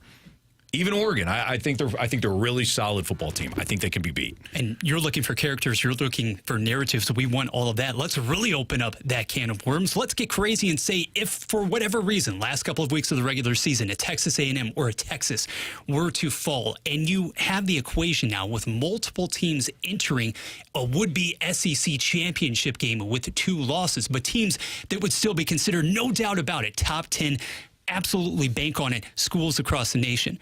What if a team in that scenario drops the SEC title game, winds up with 3 losses in the regular season-ish? Would you exclude that squad from the playoff, knowing that full well it could still be among the top 12 in the entire nation? Or do you just make... Depends on what's left. Yeah, the non-group of 4 schools pay even more, because that's what we're going to see at the end of the day. Yes. No matter what. Yeah, you're still going to get that SEC Big Ten bias. But if you lose in the SEC title game and you got 3 losses, who else are we talking about? What other teams have 2 losses that we're comparing to? Colorado, Dion, you talk about characters. That would be fun. Sitting at 16 right now. Definitely. But if we're talking about like an ACC team that like the ACC's down this year. I think one Big 12 and one ACC team that's good enough, right? If it's a 3-loss SEC team versus one of those, I'm good with the SEC team going to the playoffs. And no matter how much you expand the field, because I don't think any of us are under the delusion here that it's going to stay at the number 12 for very long. Yeah. You're always going to have this issue as far as, okay, do you get to 3 losses? It's how many? Yeah, it is. 16, 32, it doesn't matter. Right. It's part of the drama. And it's all entertainment when it's all said and done. All right, MLB Awards week has been completed in Major League Baseball. We'll get Brad's thoughts on some of the MLB awards and whether or not somebody got snubbed. I think the awards we nailed it. Played out just fine. But we'll get into some of the offseason storylines in Major League Baseball next on 101 ESPN. You can now watch 101 ESPN live on our Air Alliance Team Studio Cams. Catch every show live on our YouTube channel or at 101ESPN.com. 101 ESPN Studio Cams. Presented by the Air Alliance Team Heating and Cooling. Getting the job done quickly, correctly, 100% of the time. During the Black Friday Everyday event that goes through December 2nd, you can find incredible rates when it comes to Auto Center's Nissan Herculaneum. Low finance rates available right now, like 0% APR on Pathfinders and Rogues, 0.9% APR on Frontier, plus no payments for 3 months available on select new Nissans. You can take advantage of some of the more affordable vehicles as well with great price discounts. $23,000 for Nissan Sentras. New Nissan Kicks are priced around $20K, both with low payment options for all credit types. So if you're worried about your financial situation in terms of, whether you're a first-time credit borrower or maybe you got some credit card debt that you need to clear up, but you absolutely need a ride, Auto Center's Nissan Herculaneum, they'll understand your situation and they'll find a way to finance the vehicle for you. New Nissans and select used vehicles come with their complimentary lifetime warranty, plus select new Nissans come with the complimentary maintenance plan, plus that 30-day return promise. With over 700 vehicles all in one location, you're bound to find the perfect car or truck or van or SUV to match your lifestyle and your budget. Visit them online at AutoCentersNissan.com. Check them out in Herculaneum. Tell them Stalter sent you. It's Auto Centers Nissan.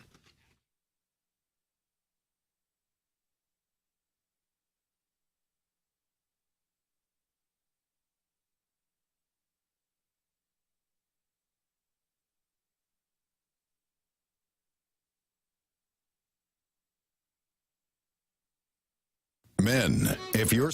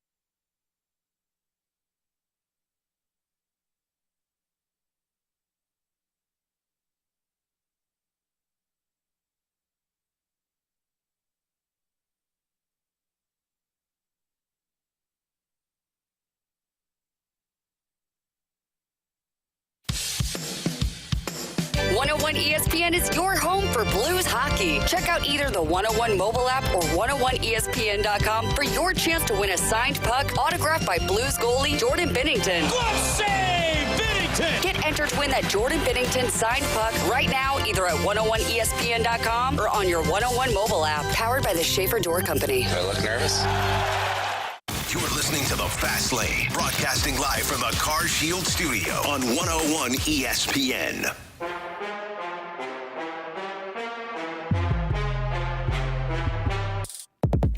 It's the Fast Lane on 101 ESPN. Brad Thompson, Bradford Bruns, I'm Anthony Stalter.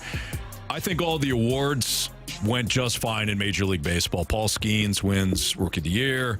Chris Sale wins NL Cy Young winner. He's the NL Cy Young winner. Shohei Ohtani wins the MVP for the NL, and obviously Aaron Judge on the AL side of things. Have a hot take one time, Anthony. A DH should never win the MVP. Well, I don't know. It would be a hot take because Shohei is he deserves that. Yeah. 100%. I mean, anybody that joins the 50-50 club, I don't care what position you play. So, you could be the hot dog guy. If you're 50-50, you're going to win MVP. How's the hot dog guy going to go 50-50? It's you know what I'm saying? Like there's hard work, dedication, determination, what motivation. What is the hot dog guy's equivalent of 50-50? Because nobody's going to give him an opportunity to go out there and hit 50 home runs, steal 50 bags, right? So what is 50-50? Maybe that's what we should think about in each one of our jobs, okay? Yeah. How can we have a 50-50 season in our job? What does that look like? What do we need to hit? Anthony, like for you, what does a 50-50 year look like here on the Fast Lane? I think You don't curse all year. No what? You don't curse on air all year. I've been good with that. Jamie, not so much. I heard a couple of slip-ups. Yeah, not great. I don't think, and you guys know me very well. I curse big time. I have never cursed on air, and now that I've said that, I will do it within the week. Never? I've never cursed on air. I had one when I first started. It was with Randy and DeMarco. And we were talking about Alex Rodriguez as a hitter, and I was talking about how, look, it's later in his career, and he's going to have to start cheating on the pitch inside. And they all looked at me. I go, oh, S word, not like that. I'm like, oh, different kind of cheating, different kind. But I'm glad. So here's what I'm rooting for. I'm rooting for a 50-50 year for everybody. Yeah. But I think you're right. They did nail it with the awards. The question is, do we need a new name for an award? Because I think Shohei's just going to keep rattling off these. He's the best player, like with my eyes, that I've seen, probably. Albert Pujols, obviously, right there in that conversation. But the ability to do what he does, and we'll see him pitching next year, it is a spectacle. So I had the great opportunity this year to be on opening day on the call. As Cardinal fans remember, it was in L.A., and you want to talk about a spectacle of Shohei Ohtani signs this monster contract, media through the roof, energy, atmosphere. There are some players in baseball, you're not going to get your beer or your hot dog, or you're not going to check your text, you're not going to look at a score, you're not going to do anything when that guy is coming to bat, and they're few and far between. Yeah. And Shohei Ohtani is one of those guys. Like anything that he's doing, you're going to be watching him. Honestly, watching his interview, too, with the guys on MLB Network, with Harold and Greg Amsinger, I'm so fascinated by the life of Shohei Ohtani because it all looks staged. Everything looks staged. Like the room that they were in, it looked like they just brought in a fake couch, and I'm pretty sure that's his wife. That's not even his dog. I don't even think that's his dog. I think that's a stunt dog. You could tell it wasn't trained well enough. It jumped off the couch on him, and he looked a little angry about it. I bet his life is incredibly fascinating, and we know nothing about it. Look, he had to overcome a lot at the beginning of the season. Yeah, a lot. We know a little bit. Expected. I can't. Boy, that just went away, huh? Yeah. It really did. How does that happen? It really did. Which leads me to believe that it really was the trainer, or the not the trainer, excuse me. You leave Ipe's name out of your mouth. I forget his name. It was Ipe. It was it? Yeah. Yes. The translator. I really do think it was just the translator, and Shohei didn't realize there were some things going on. Yeah. Could you imagine when you just have so much money, you just don't realize that somebody's rattling off millions of your funds? That's amazing. Or you're just like, here, just take this. That's fine. You're fine. That's couch money. You'll be all right. The cushions. Anyways, somebody asked me, I think maybe it was just on the show at the start of the year, how many World Series the Dodgers had to win to justify that contract, and I said probably none, but one is fine. They've already, as soon as he paid for himself. Yeah, they've already justified from this, like you said, coming in about the spectacle and you've already paid for the contract, or you'll pay for the contract, and you already got the World Series. You're done. It was worth it.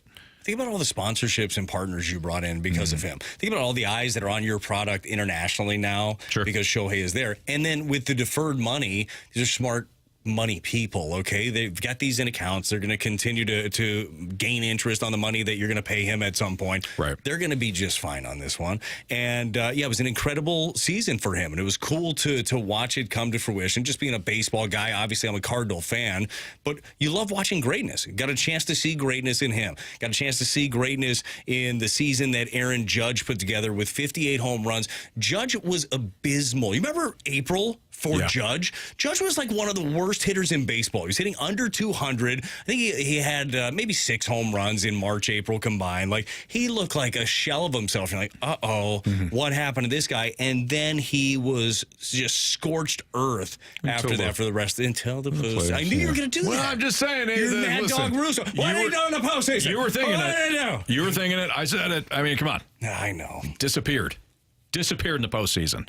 I don't know if they beat the Dodgers anyways, quite frankly, because Stanton stepped up. It's not like the power outage went, it's not like there was a power outage for the Yankees. Stanton was great in the lead up to the World Series. The Yankees ultimately the better team won. Yep. And I actually thought, and I was completely wrong about this, I thought the Dodgers pitching was going to cost them. I thought the pitching wasn't good enough. Stepped up. Walker Buehler stepped up big time. Yes, and his market is now very interesting of what it looks like. So he was limited innings-wise during the regular season, had his struggles, but he stepped up in the World Series, got the final out, and all of a sudden he's got a market that is developed. So looking after the free agent market for him is going to be interesting. Looking at the free agent market for Jack Flaherty, certainly going to be interesting as well. It's kind of been a topsy-turvy turn for him, but he showed some more of that swing and miss this year and ultimately helped his hometown team win a championship. So a lot of intrigue. Unfortunately, or maybe fortunately, maybe some people just like to know what the offseason is going to look like. Looks like this for the Cardinals. What's that then? Shohei? No. Shohei? No. Oh, Walker Buehler. No. Flaherty? He'd be interesting. No, none of those guys. When I say that, it's going to be interesting to see where they go. But not here, probably. Not going to be super active, I wouldn't think, on the free agent market, which is okay when you have a plan. Let's get into that plan. Okay. And where certain guys might play. Okay. Especially if others You're going to trade come people back. right now. You're going to play GM, aren't you? Darn right I am. Okay. Yeah. First one is, well, you know who the first one is. Real quick, when you say who the first one is, can you at least give the answer to the question that we had a little bit earlier? Oh, sure. You mean Nolan Arenado? Nolan, that was the answer for your Jelly Roll tickets. That's correct. Pretty sure you got a text already if you won those. Congratulations. If Nice you need job. somebody to go to, I'd love to see Jelly Roll and Post Malone. We were talking about him in the break. Fantastic. Fantastic. If you got to pick between Jelly Roll and Post Malone, I don't know who's headlining this thing. On the count of three. You guys I think ready? It's Post Malone. 1, 2, 3. Jelly Roll for sure. Bradford, where were you? You know I'm a Post guy. Are you? That's how I roll. Come on, Franklin County. Give me a break. I didn't realize. Is he from Franklin County? No. Bradford is. All right, we're going to get into the Cardinals, some of the offseason moves that they may or may not make. That's next on 101 ESPN. Introducing the first ever TMA Banty Brew, a 16-ounce canned wheat ale with orange and coriander and an image of the TMA boys on the front.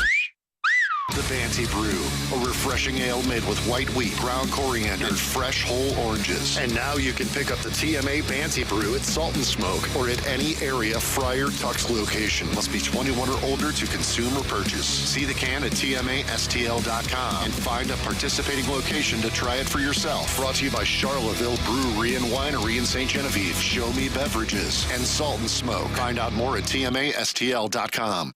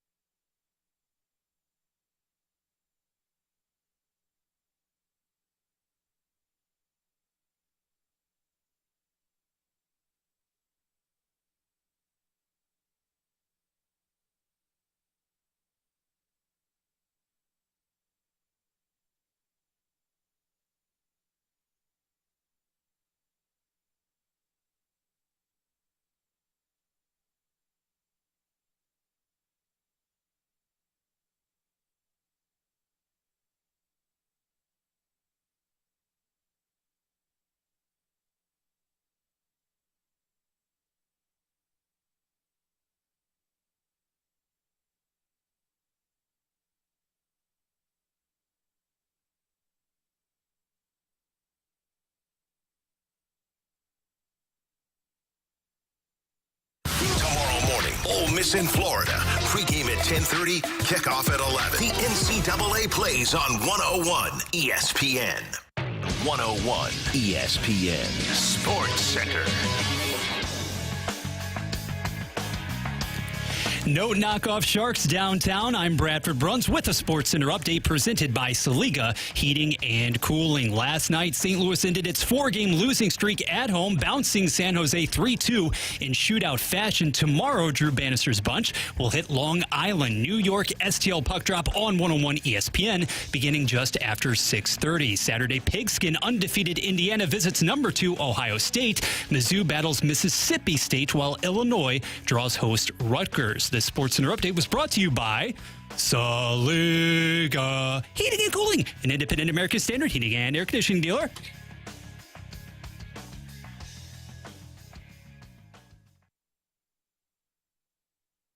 A 1, 2, 3, 4.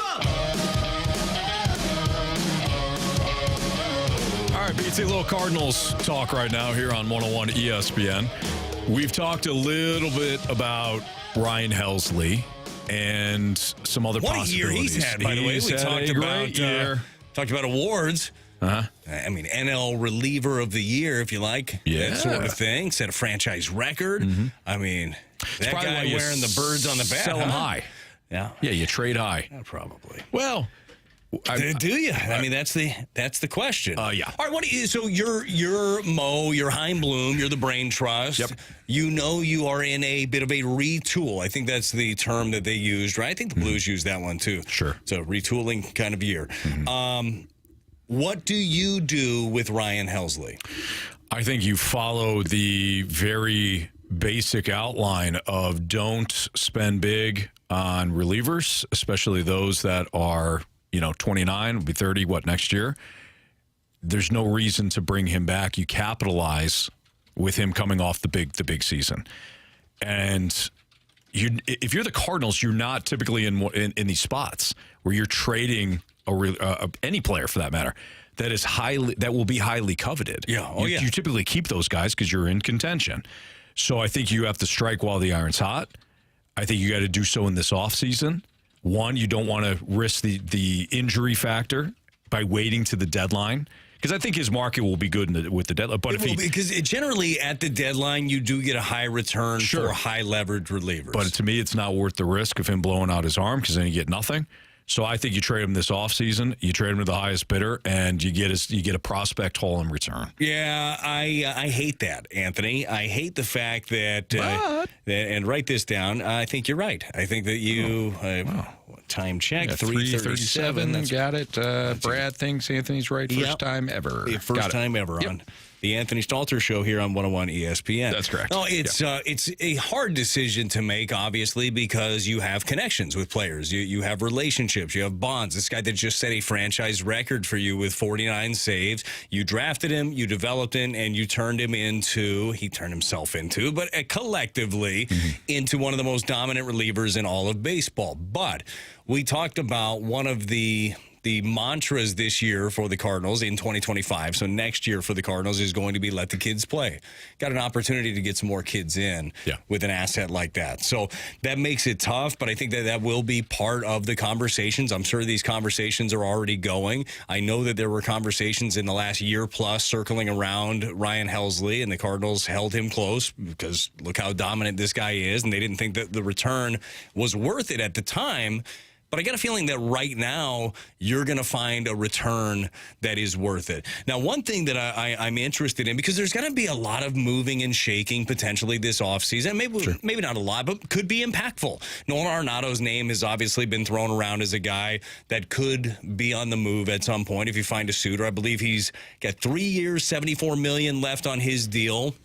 And who knows, whoever misses out on the Alex Bregman sweepstakes, maybe they want that pivot. I know he's got a no trade. I believe that if you find the right partner, he'd waive his no trade. And it's a conversation they've already had. You'll continue to have with him of what does the player want? Do you want to be a part of this retool? Do you want us to find you a good spot to go and win? But in regards with Helsley and his value, like we said right now, the one thing I don't necessarily want to see with Helsley is he goes in a deal and he's paired with another player that's making money that you're trying to get rid of, then you don't get as good of a return. Well, I don't like that. It's almost like a salary dump. I'd rather not see that, because right now with what you've got off the books already, and I have no idea what the books actually look like for the organization, but you don't have Goldie there. That was, $26 million. You don't currently have Lance Lynn back, and you don't have Kyle Gibson, which, by the way, I would bring him back at some point, but who knows? Maybe they're having those conversations. Maybe they're not. But you got Michaelis making a lot of money. You got Matt's making a lot of money. I'm sure that they would love to move on from some of that cash if they could.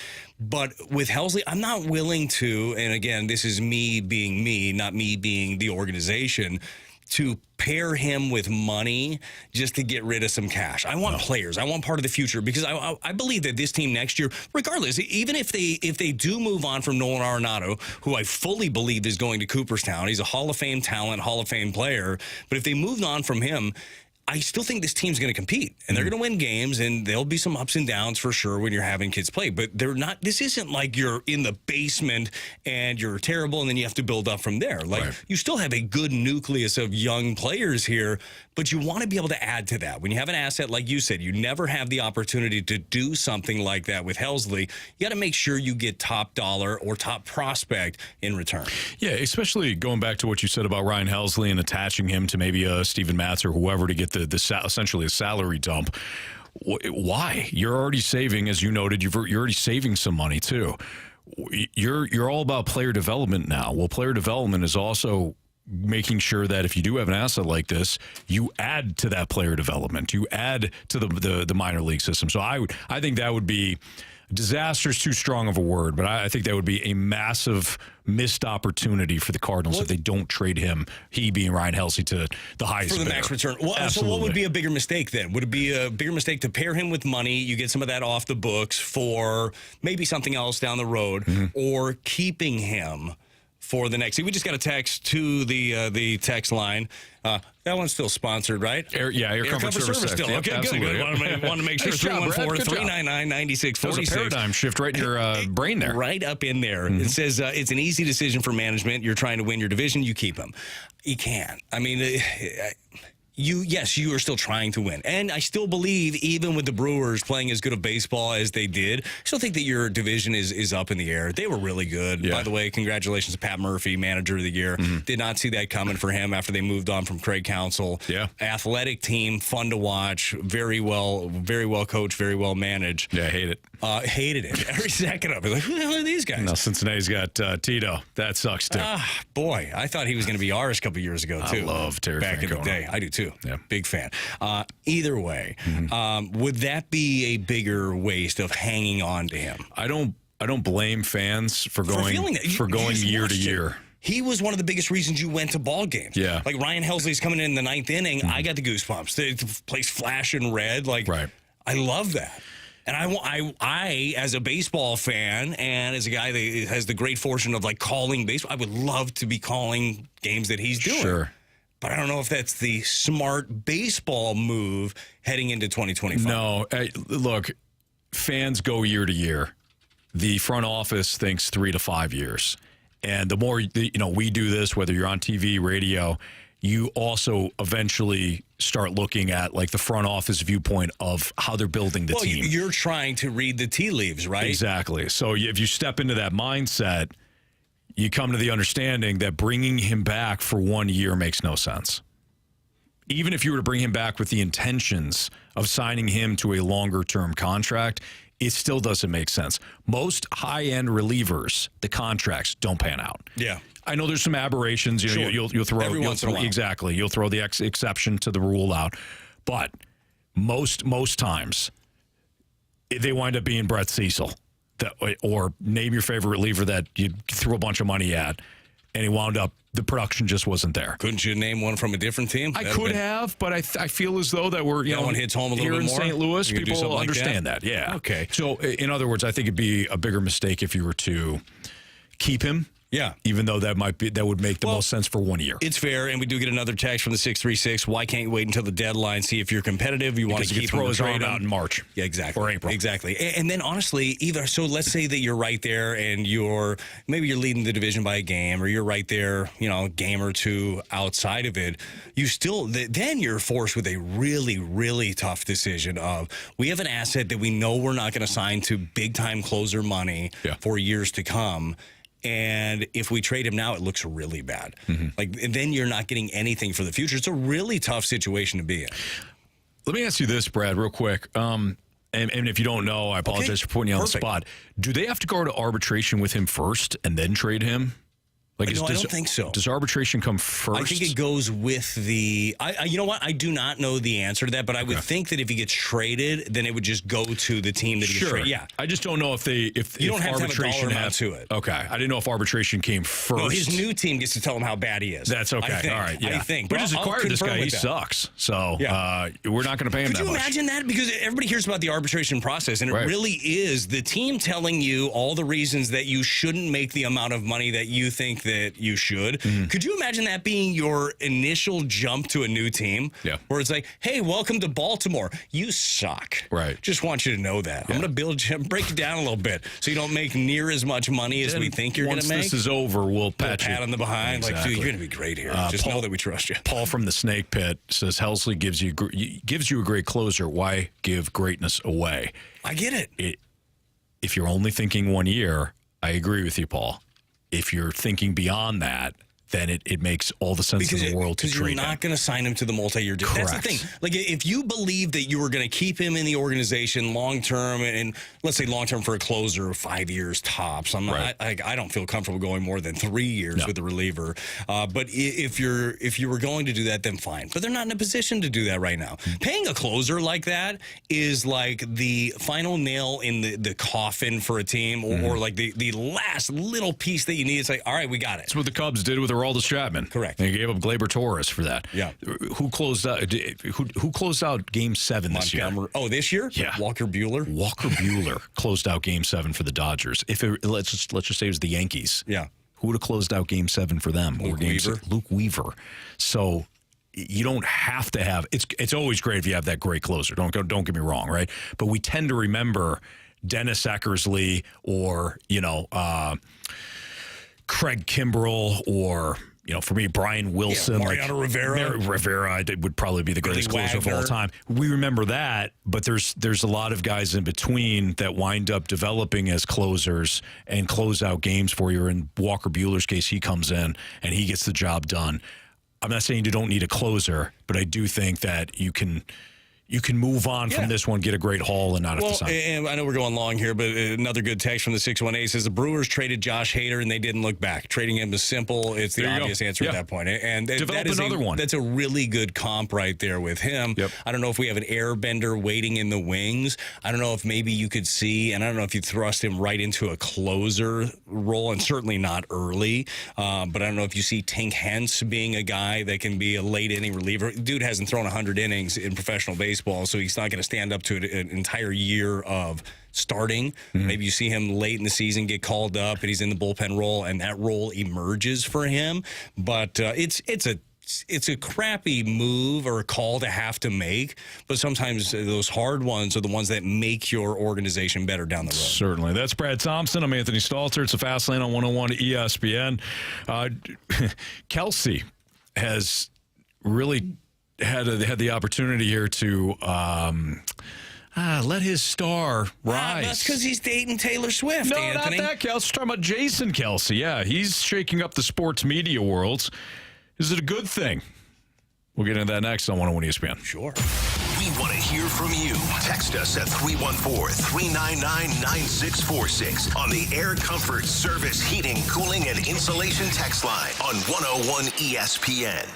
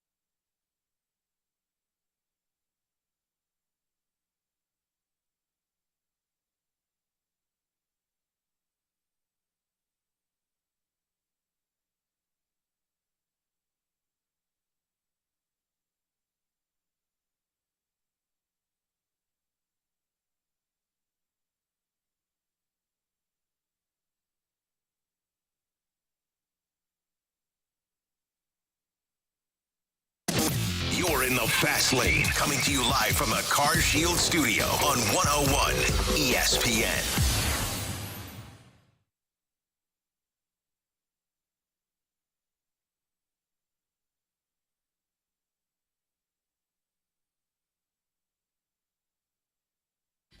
So Jason Kelce, Travis's brother,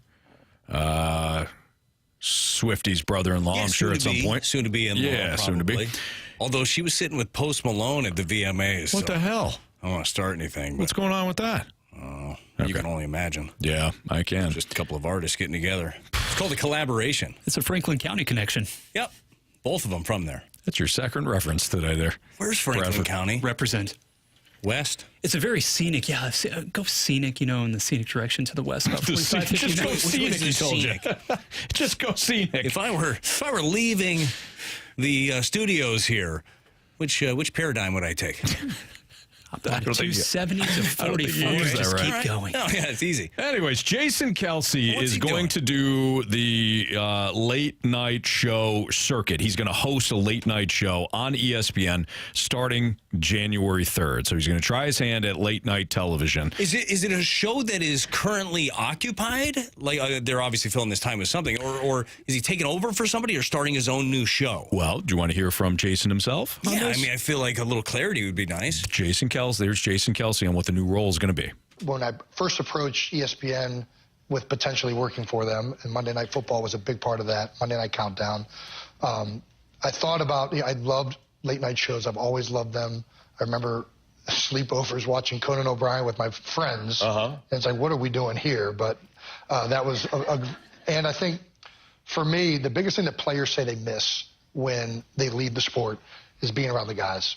Is the locker room, is the banter. Showering with men. I mean, listen, that's where half of the good stuff comes from, for sure.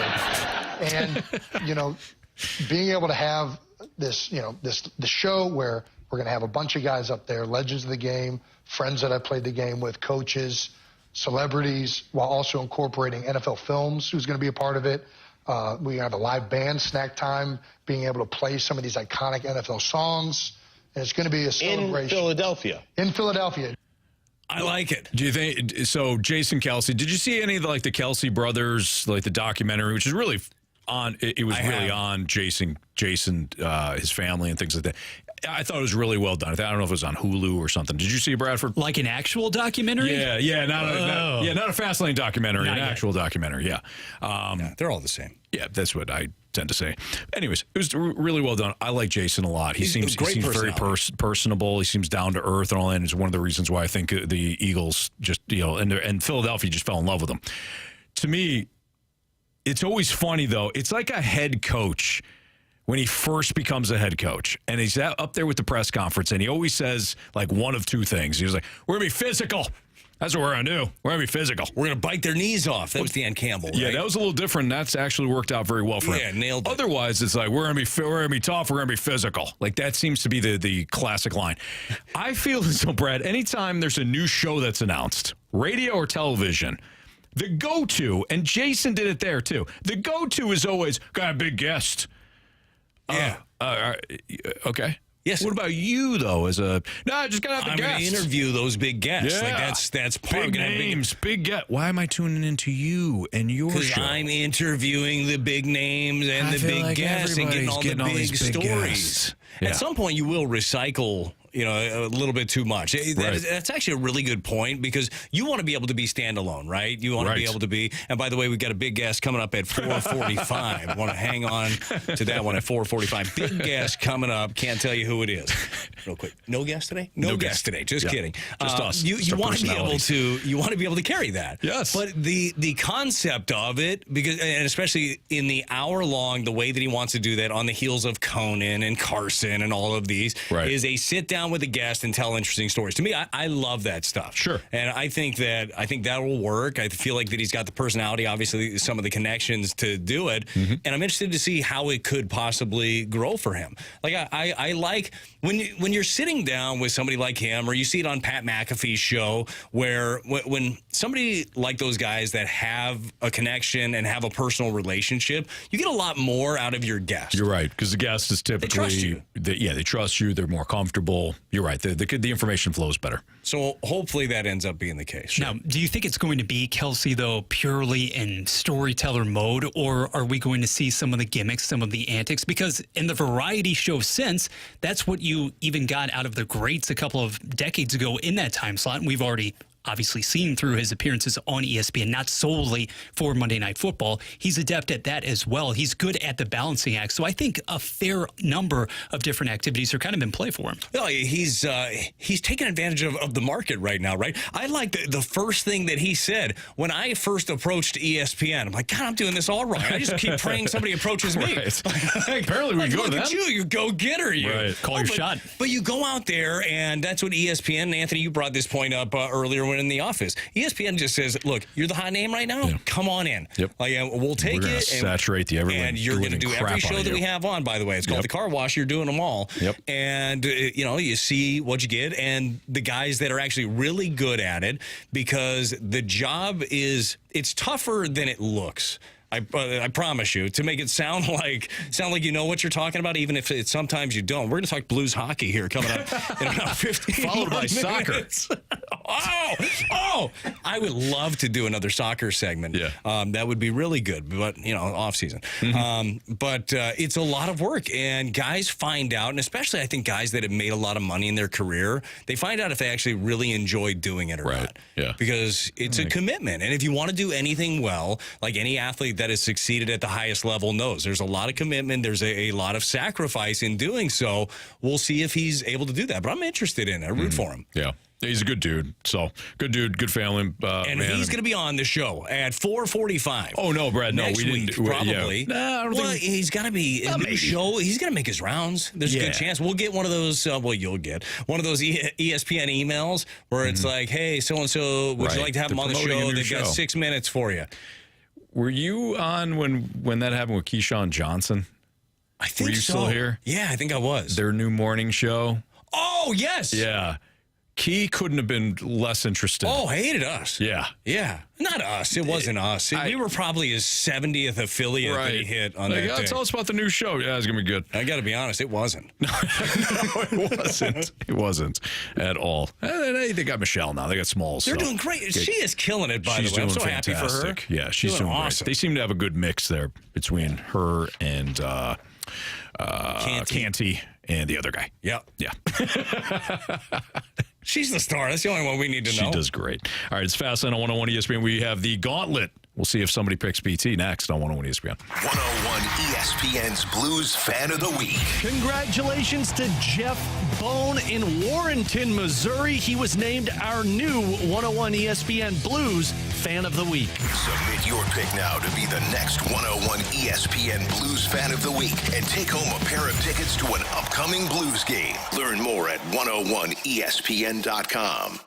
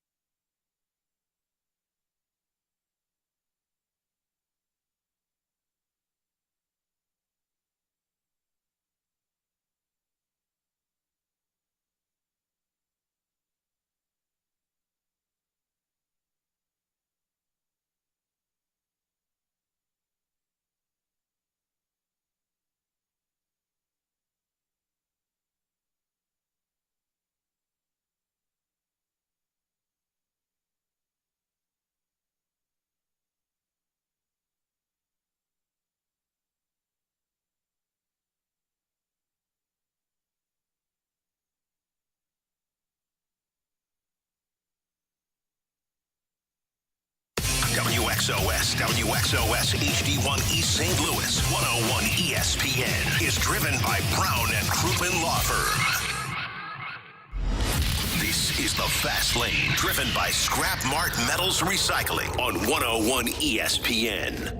4 warriors, 4 categories, 1 challenger.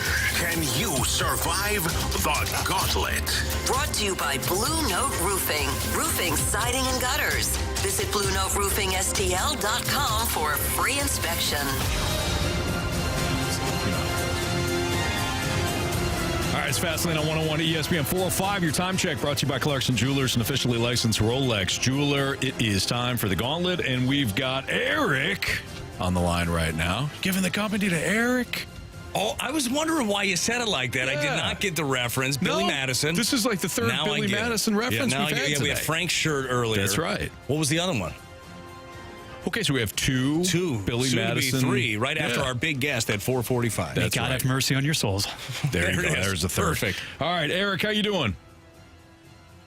I'm doing good, gentlemen. How are you? We're doing great, man. Appreciate you listening. Thanks for playing today. Would you like to take on the one and only Brad Thompson or me today? Those are your choices. Let me go ahead and take Brad. Hopefully he's not ready for this. It's a good chance, Eric. There you go. Never have been. All right. So, BT, you're going to head into the time? Yep, you're going to go into the cone of silence right now. Do we have snacks there yet? No, there's no snacks. Ryder's in there, though. Maybe he's got some leftover lunch for you. That'll be great. Hey, you never know.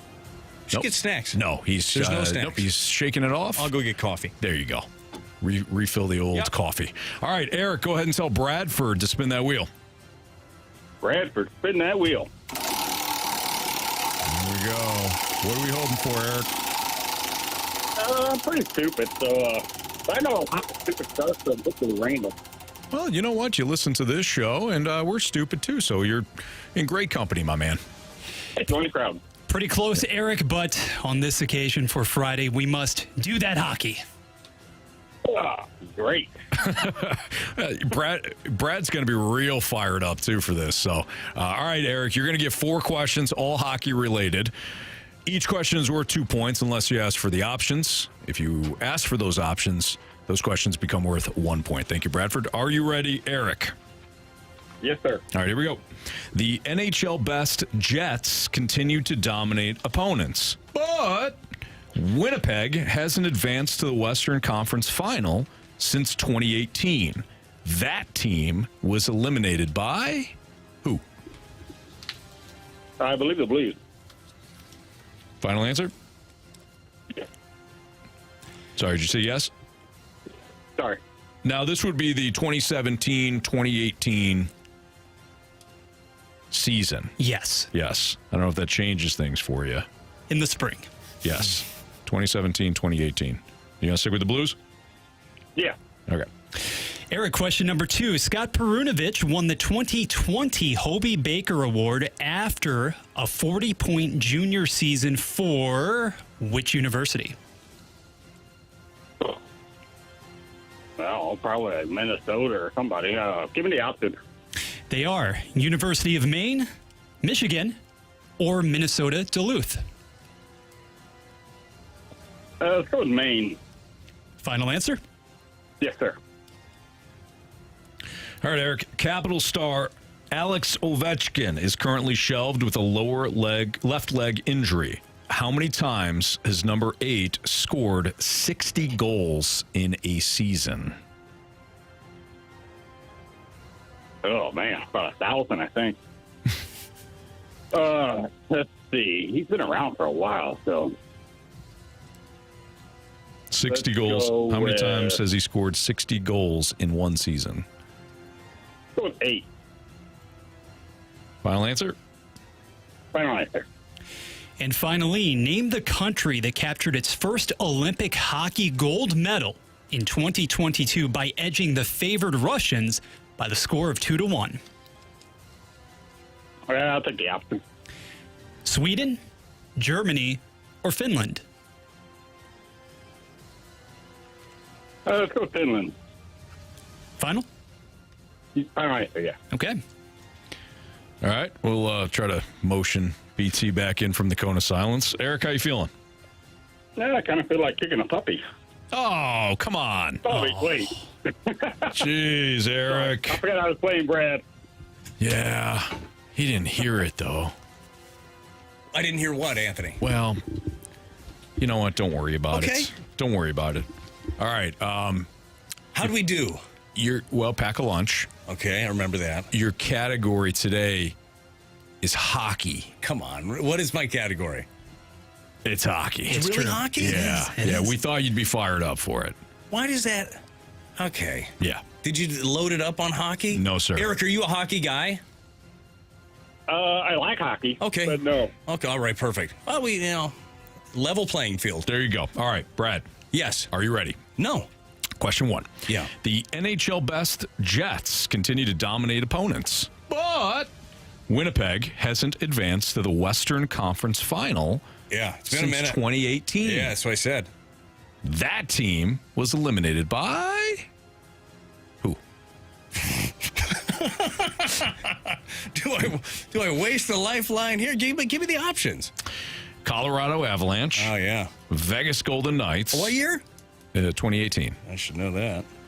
Colorado Avalanche, Vegas Golden Knights, Dallas Stars. Boy, I don't remember what year things happened. I will go with that being the year of the Knights carried the 2, ipso facto, Vegas. 18, then 19.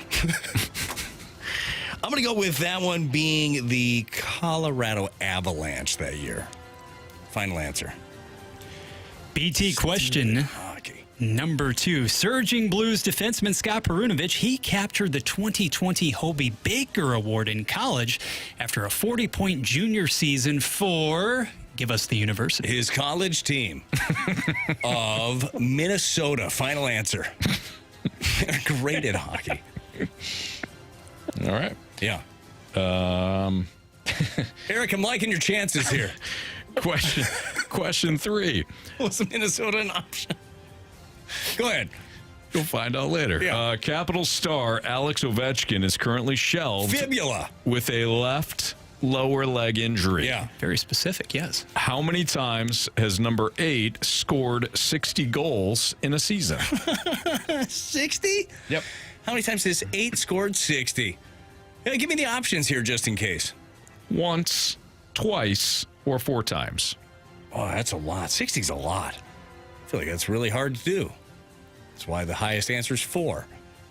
I'm going to say that he has done it 2 times. Right in the middle, Anthony. 2 times, final answer. Going to be hard to do with that fibula. Last but not least, BT, name the country that claimed its first Olympic gold medal in hockey in 2022 by edging the favored Russians 2-1. That's a weird way to win. Defensive struggle, like the Gauntlet. Wow, edging. I think I'm going to take the options. I wasn't watching. Your choices are Sweden, Germany, okay, or Finland. Oh, yeah, one of those for sure. Sweden, Germany, or Finland? Sweden was nice to everybody. Germany. I'm going to go with, the Swedes did it. It was Sweden. Yeah, final answer. All right. Oh for gopher, didn't I? Let's find out. All right, here we go. Eric versus BT in hockey. The NHL best Jets continue to dominate opponents, but Winnipeg hasn't advanced to the Western Conference Final since 2018. That team was eliminated by Eric. You went with the Blues. No options. BT, you took the options. You took the options. You did a whole math equation there. No math involved, Carried but the 2. yep, you carried the 2. You said Vegas, and then eventually said the Colorado Avalanche. Yeah. Correct answer is BT, your town's Vegas Golden Knights. Yep, I should have known that. Yep, Vegas Golden Knights. We got a 0-0 tie. The years kind of just blend together, Yeah, for sure. Yeah. Well, you know what? Let's keep going. Good time. Yep. Nothing. Scott Perunovich won the 2020 Hobie Baker Award after a 40-point junior season for... Now, both of you guys said, I don't know, Minnesota. Did we both? Eric was like, I don't know, probably Minnesota. Let me get the options. Really good hockey school. Brad, you said Minnesota, final answer. Yeah, but he got the options. So he went with the options. Smart. He went with the University of Maine. Maine. Cold there, too. Yeah. Correct answer is... It is Minnesota. Minnesota Duluth, to be precise. How about you? Do I get it with Duluth? Does he get it with Duluth? He does. Yeah, he does. Yeah. The majority of outlets refer to it as Minnesota. Yeah, I knew it was Duluth. Everybody knows it's Duluth. But geography lessons here.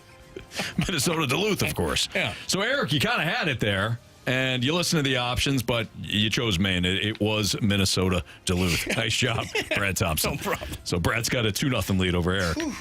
Capital star Alex Ovechkin is currently shelved with a lower left leg injury. It's fibula, Anthony. How many times has number 8 scored 60 goals in a season? BT, you listened to the options. You went with 2. Eric, you said, I don't need those options. You said 8. Correct answer is... Alex the Great has 8 50-goal seasons. However, just one 60-goal campaign once. That's it, huh? That's it. One. All right, so 2-0 at this point? Mm-hmm. I got to be honest. I even put an asterisk next to the 2.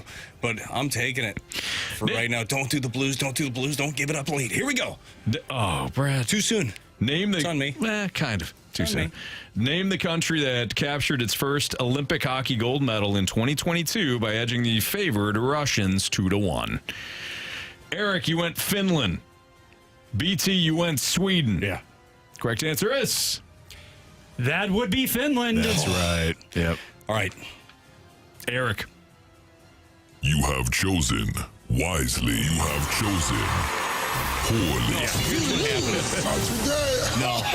Hey, guys, I'm not on every day, okay? I don't feel very comfortable with this victory, because I'm going to be honest, I didn't know it was Duluth. No idea. I split the difference. It was clearly intentional. What's going to happen is there's going to be a lot of texts like these 1,000 that are coming in right now that are saying, boo, justice for Eric. Blank you, Anthony. I don't know how you got into this. Did I? I sent that from the 702. But I got to say, I don't know if we can do this, but we need to reverse that. We need to play the other sounder because I did not win this. Do the other one. Eric, you have. Eric. You have chosen wisely. Yeah, that feels better. I thought it was different, too. I thought Minnesota, the Gophers, and Minnesota Duluth, I thought Minnesota Duluth was a different. I actually wrote down the Duluthers. I wrote down 0. I had Eric scored 1-0. So I think that's the right score. Yeah. Okay. Eric, congratulations. We're not very smart, so it took us a while to get here. Yeah, it happens. Congrats. Hey, I'm not either, so I'm perfect. Thank you. He even said coming on, he goes, I'm stupid, so give me random. That's what he said. And I'm like, Why you're did in you give great him random? Well, because the wheel decides that. Then fake it. Can't we just go fake it? We have integrity here. Yeah. Oh, we started something new, huh? That's right after you left. Coming up, true or poo? All right, Eric, you're going to be back on Monday. Congratulations. Nice job. You'll be back on Monday to take on somebody. All right, thank you. You guys have a great weekend. You too, Eric. You too. Yeah, I couldn't take that victory. I mean, that would I like to win, Anthony. Sure. In a lot of things. Yeah. I also know to stay in my lane. Okay, that ain't my lane right there. The Minnesota Duluth. Look at me in the face right now. I didn't know that was a thing. I didn't know that was a place. I didn't had either. no idea Minnesota Duluth was a thing. No. I don't know what it means. I don't know what is Duluth the area? I'm guessing it's just the region. Is it the city? I wouldn't that it's in. I don't Bradford, think you're so. smart. Where's Minnesota? What's the difference? Minnesota Duluth. I thought they were different. Duluth? Well, I'm glad you asked because it certainly borders Morris as well as Crookton. What the hell's that? Yes, but more geography. Is Are that you the asking golden, me the mascot? Is that the Golden Gophers? The Gophers. If they're the Gophers, we're going to call Eric back. I don't What think. is their mascot? What's the Minnesota? Looks like a bulldog. Oh, yeah, see. That's a bulldog. So that's different. No, that's somebody on their basketball team. Oh, never mind. Looks like a bulldog. Yeah. Big jowls. This was a mess. Bulldogs media. An absolute mess. But that's okay. You know what? Eric won. He won fair and square.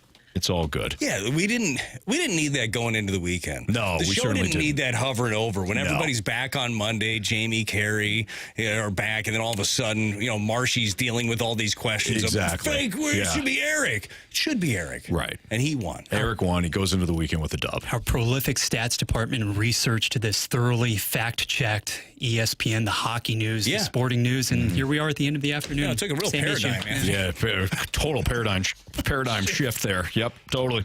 All right, why don't we do part one of the six-pack, okay? We'll get back on clock here, and, we'll do part one of the six-pack. So if you got a question, 314-399-9646, the Air Comfort Service text line. Sports Six-Pack next. Someone's got to say it. Let it be you. Use the mic drop feature in the 101 ESPN app. Search the 101 ESPN app now in the App Store or Google Play. Boss. Is this a clean line? Yeah, boss. What do you know? I was at Joey Smoke's place.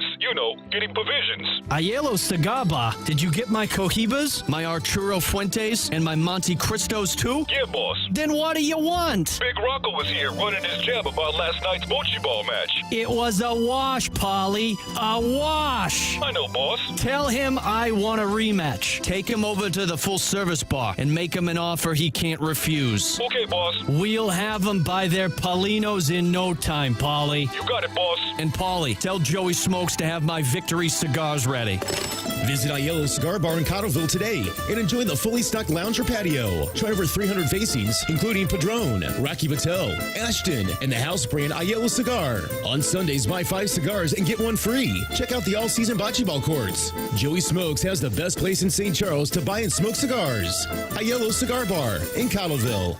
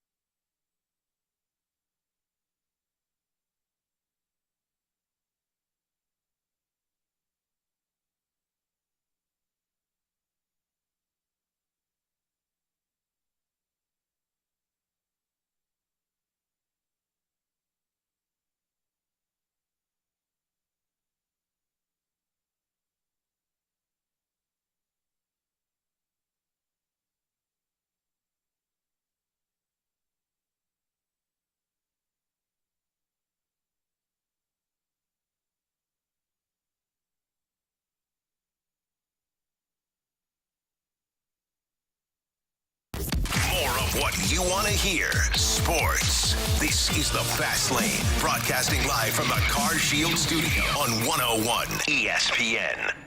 I have a question. It's time for the Fast Lane to answer your sports questions. I want to ask you a bunch of questions, and I want to have them answered immediately. Asking me all these weird questions. Answer the question. Answer the question. Answer me! The Sports Six-Pack is brought to you by Paramount Men's Medical Center. Suffering from ED or PE? Your first treatment is free at ParamountMen'sMedical.com. Brad, our sources have not changed, okay? Our references have not changed since you left. And they are, of course, if we're looking for correct answers. That's correct. Pizza.com? Yep. There's a third. Text line. Yep. Obviously, that's the main one. Wikipedia has confirmed it for us. It's the Minnesota Duluth Bulldogs men's ice hockey team. All right. They're located right there in Duluth. Poor Minnesota. man's Golden Gopher, really. I believe you were talking about the Minnesota Golden Gophers. For sure was. So this is a legit dub for Eric. And BT, I think you did the right thing. I wouldn't have slept well, Anthony, knowing that I, took something I didn't deserve. After all the bourbon, I think you would have been fine. But slept fine. Yeah. Well, fallen asleep fine. Don't sleep great. That's true. But would have fallen asleep fine. Either way. Bradford, question 1, please. Question number 1. Brad, this is a bit of a broad one, so we're going to ease you in from the 217, which is in close proximity to Duluth, no doubt about it. What's your typical off-season routine like in the early going? How do you spend your days? What sorts of activities? Brad, let us get to know you. Yeah, I just built 9 wooden cornices for windows in my sunroom, Anthony. What was that? Wooden cornices? Cornices? Yeah, it's like a little box, basically, that's going to go at the top of the window. Crown molding at top, a little molding at the bottom, make it look fancy. Look at you. Just built 9 of them. And no, I didn't woodwork before that. But my wife has been saying that we needed those for a long time. And I looked online of like custom make, how much those would cost. Mm-hmm. There were a lot. And I'm like, I bet I could. It's just wood. You're just cutting wood and piecing it together. Now, anybody that works with their hands and actually is a woodworker, it's a hell of a lot harder than that. Yeah, no kidding. But that's what I just did. I told you I've changed out a toilet already at the house, basically doing that. I'm bored. Gotta say. Yeah, but you're getting a lot of stuff done around the house. Getting a lot done around the house. Now, has Andrea wanted you out? Yeah, I don't. I think she responded to the text from Mike Ryder asking if I could fill in on the show. I didn't even get a chance to get to it. Yeah, he'll be there. It didn't even say I'll do it. It said he'll be there. Be there. He'll do it for sure. Yeah, and it's like, hey, do you need anybody on the morning show too? He can do the whole day, but they didn't need that. It's nice. Yeah. No, it's been nice to catch up with stuff. And obviously, if you've been listening today, we've been having a blast. Like, I love doing this. I love doing the radio, but it has been nice to have like a little bit of a breather, see the family, get into the routine.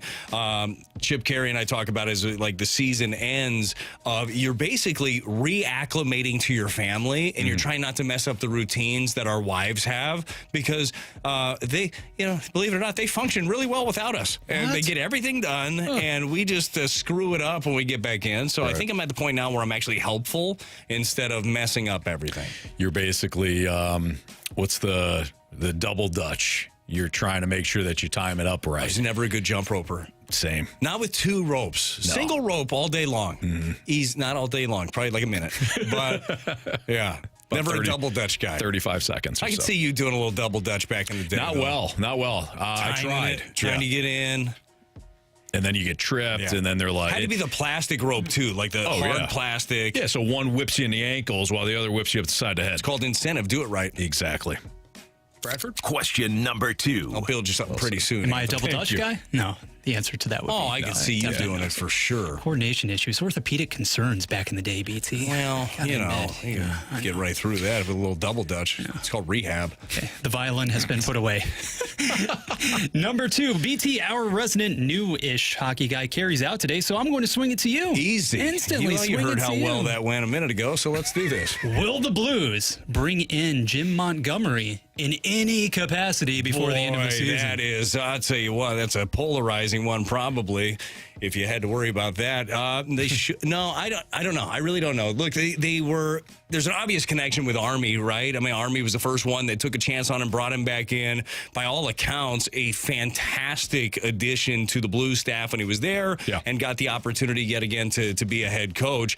It's, for me, when you're looking at this, and I know you said in any capacity, but we all know the capacity in which we're talking when it comes to Montgomery coming back. Right. I think that's what you're doing. You need to do an audit on what you have. Like, do you believe that you have a good culture? Do you believe that you have good leadership? Do you believe that the systems that are in place are going to allow you to grow as a team? If the answer is yes, then you don't make that change. If the answer is no, or I'm not sure, and you believe that Jim Montgomery can make that better for you, then you do make it. But that's where you're trusting in yourself, if you're Army, trusting in Steiner. He's going to be your next guy taking things over.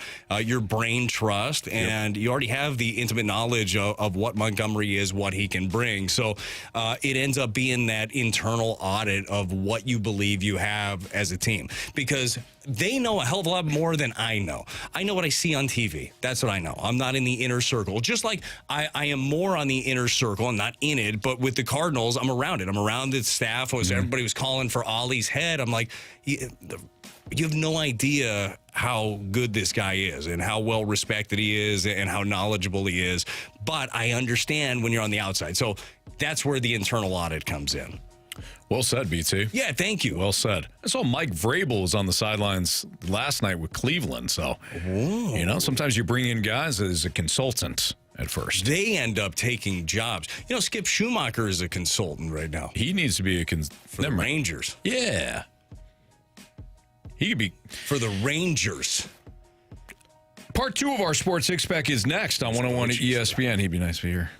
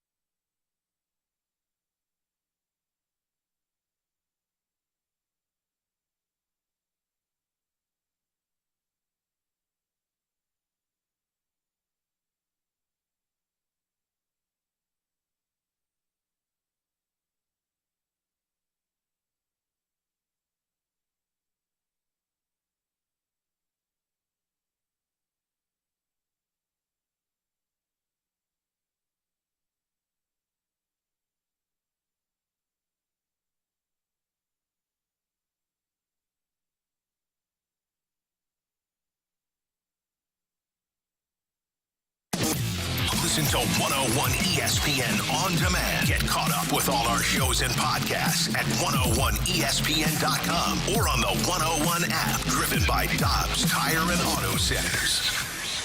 101 ESPN Sports Center. Blues bound for East Coast. I'm Bradford Bruns with your Sports Center update, driven by Johnny Londoff Chevrolet and Johnny Londoff Autoplex. Tomorrow evening, St. Louis goes Metropolitan. Patrick Waz Islanders host Jake Neighbors and company at 6:30 on 101 ESPN. Number 63 scored in shootout fashion last night as STL topped San Jose 3-2. Jordan Binnington also earned his 151st career victory between those pipes. Basketball, Mizzou will host Pacific 2 hours from now. Elsewhere, number 12 Duke visits 17th ranked Arizona. The Sports Center update was driven by Johnny Londoff Chevrolet and Johnny Londoff Autoplex. See them at londoff.com. Chevy, together we drive. Are you kidding me?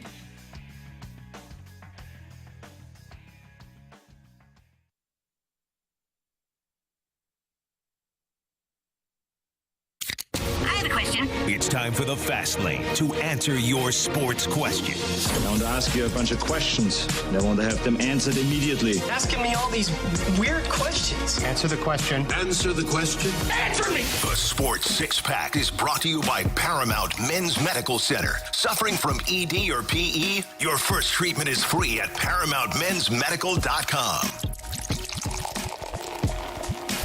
All right, I think we're on question 3 for the Sports Six Pack. This is part 2. I'm sorry. Part 2. Question number 3. Yeah. Question number 3 it is from the 573. Guys, do you expect the tandem of Justin Herbert and Jim Harbaugh in Los Angeles to win a Super Bowl during their tenure together? So hard to predict. Super Bowl, right? They can win one this year. It's as good of a tandem as you're going to find, I think. Yeah. I think those two work really well together. But expecting them to win a Super Bowl is going to be hard. I'm going to have to land on no with the expectation, but it certainly wouldn't surprise me if they rattle one off. They got a talented team overall and some pretty darn good leadership. And I actually think this will be the least talented team that Harbaugh has had, will have there, because he gutted some of it to bring in his own guys. And they have all kind of paid off. They get J.K. Dobbins from previously from Baltimore, but he's a free agent. They bring him in, and he's finally stayed healthy. He's had a big season. They jettisoned Keenan Allen and Mike Williams, and they drafted Ladd McConkey, and they just kind of revamped some things. Harbaugh's won everywhere he's gone. Relatively speaking. Yes. He won at San Diego State. Again, relatively speaking. Sure. Stanford. 49ers. Stanford's not an easy place to win, by the way. Oh, and he did a great job there. Michigan, they win the national title last year. He brought the 49ers to the Super Bowl. Harbaugh knows what he's doing. I'm a huge Justin Herbert fan. Earlier, we were talking about the quarterback's ability to process. How quickly can you process information? And Herbert can process information at lightning speed. He's just one of those guys. Harbaugh has actually had him throw less this year than in previous years. Especially in the first quarter of the schedule, right? Big time. Yeah. We're like, hey, we're going to play defense. We're going to run the ball. We're not going to put everything on your shoulders. And I think it's worked out really well. But don't mistake them taking kind of the ball out of his hands as any indication of like Justin Herbert can't do it. He absolutely can. So I think now they're going to ramp things up a little bit. It's a really good team. They're going to be a thorn for the Chiefs moving forward, and maybe the Broncos too, with Bo Nix and Sean Payton. That's a good tandem right there too. Yeah. It's been fun to see them. That division has gotten significantly better in three moves: Harbaugh, Bo Nix, and Sean Payton. And the Raiders are there too. Yeah, well, maybe if they get Daniel Jones now that he's a free agent, that could. And then Minshew Magic's not quite cutting it. They haven't hit their stride yet in Vegas. They will, though. A lot of I'm other sure. things to do, though. Yeah, you go out there, watch a game, catch a show, gamble a little bit. You're probably going to win. Chances are, maybe could or not. It's happened. Either way, you can go. I don't know where any cashier is in Vegas. I know where the ATMs are. Yeah. Apparently, right? Yeah, ATMs everywhere. Yes, Cashiers everywhere. Usually tucked in the back somewhere. Always sure. winning on that. You know how many times I woke up with a receipt that says insufficient funds? Like, what does this say? You know what it says, Brad. That could have been better. I could have been more responsible. Hey, now I'm a grown-up. At least Vegas has one name to actually attach some hope to until his rookie contract expires. How good is Brock Bowers? Yeah, he's been awesome. Yep. Pride of Georgia. How much is Carson Beck missing Brock Bowers? A lot. Yeah. Carson Beck suddenly doesn't look like the first-round pick some people thought he would be. Nope. And actually, I liked him, but it ain't happening.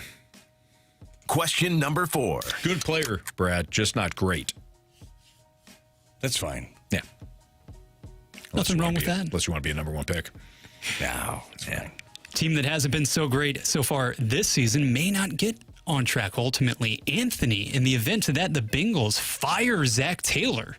Who could be a replacement? Yeah, I don't think. Oh, they wouldn't. I don't think they will. But I'll give you the first name that comes to mind. If you did, right? If they just said, that's it. 2, 1, Ben Johnson. Nailed it. Everybody's going to be picking Detroit, especially him. He had a bunch of interviews last year, right? Yeah, he's like, you know what? I'm good. Yeah, good decision. I'll go back here. Let's call pick a litter, like by the time that you end up getting a job. Definitely, instead of going to Carolina. Yeah. With that mess. That wouldn't have worked out well. No. Atlanta maybe would have been fine because you wound up with Kirk Cousins eventually, but you didn't know that at the start. You could have also had Desmond Ridder. So Washington, you didn't know you were going to wind up with now. Jaden Daniels. He's a Raider, right? He's a Raider. Yeah.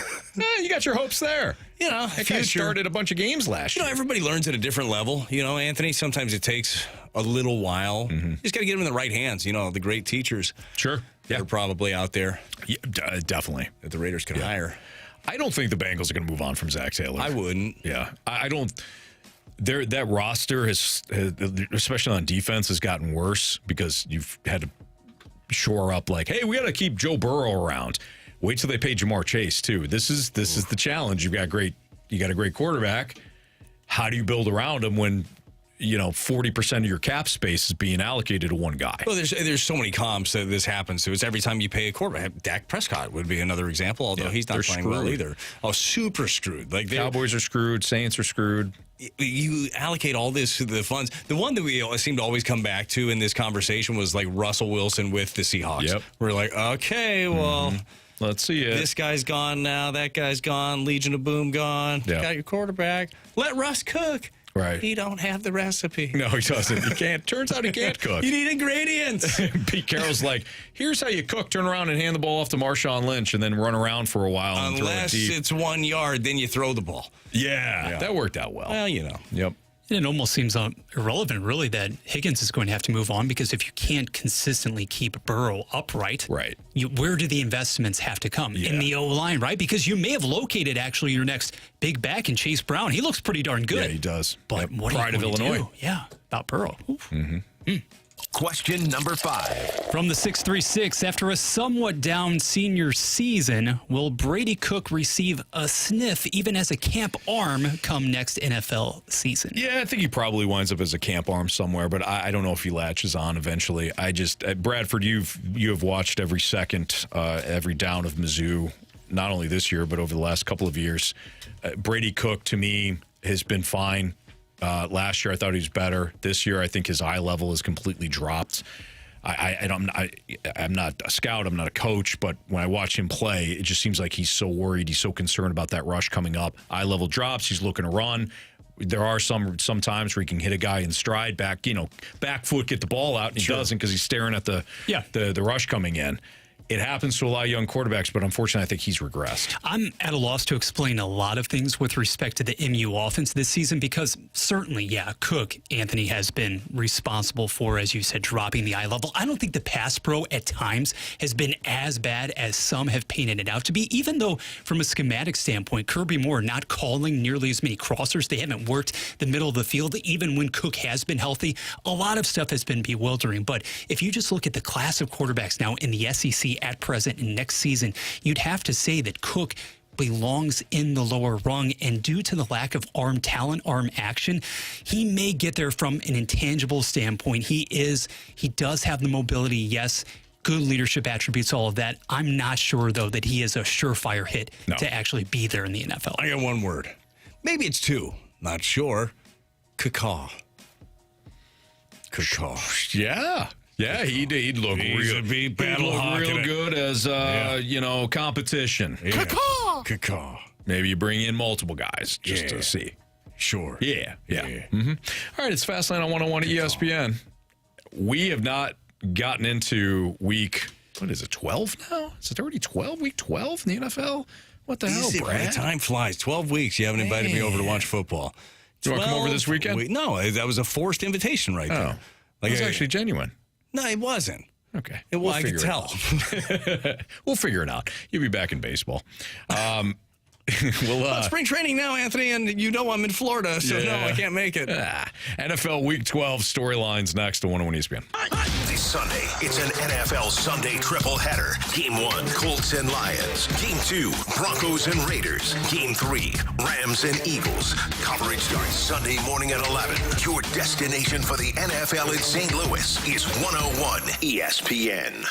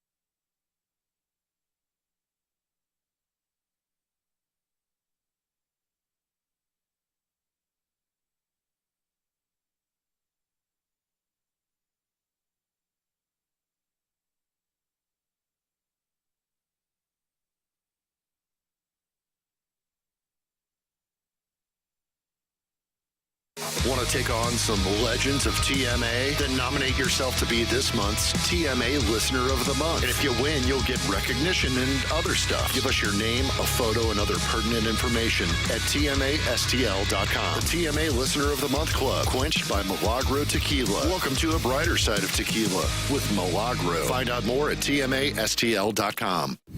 Don't pull over. You're in the fast lane. Broadcasting live from the Car Shield studio on 101 ESPN. It's Fastlane on 101 ESPN. NFL Week 12 got started off last night with an upset. The Cleveland Browns upsetting the Pittsburgh Steelers 24-19. That's why Carey Davis isn't here today. That's why he's not here. He decided to duck out. According to George Pickens, the Browns aren't very good. It was so cold out there, and we couldn't see. And obviously, it's the weather. It was the weather. They were aided by the weather. Aided by the referees also. That pass interference call that wasn't called.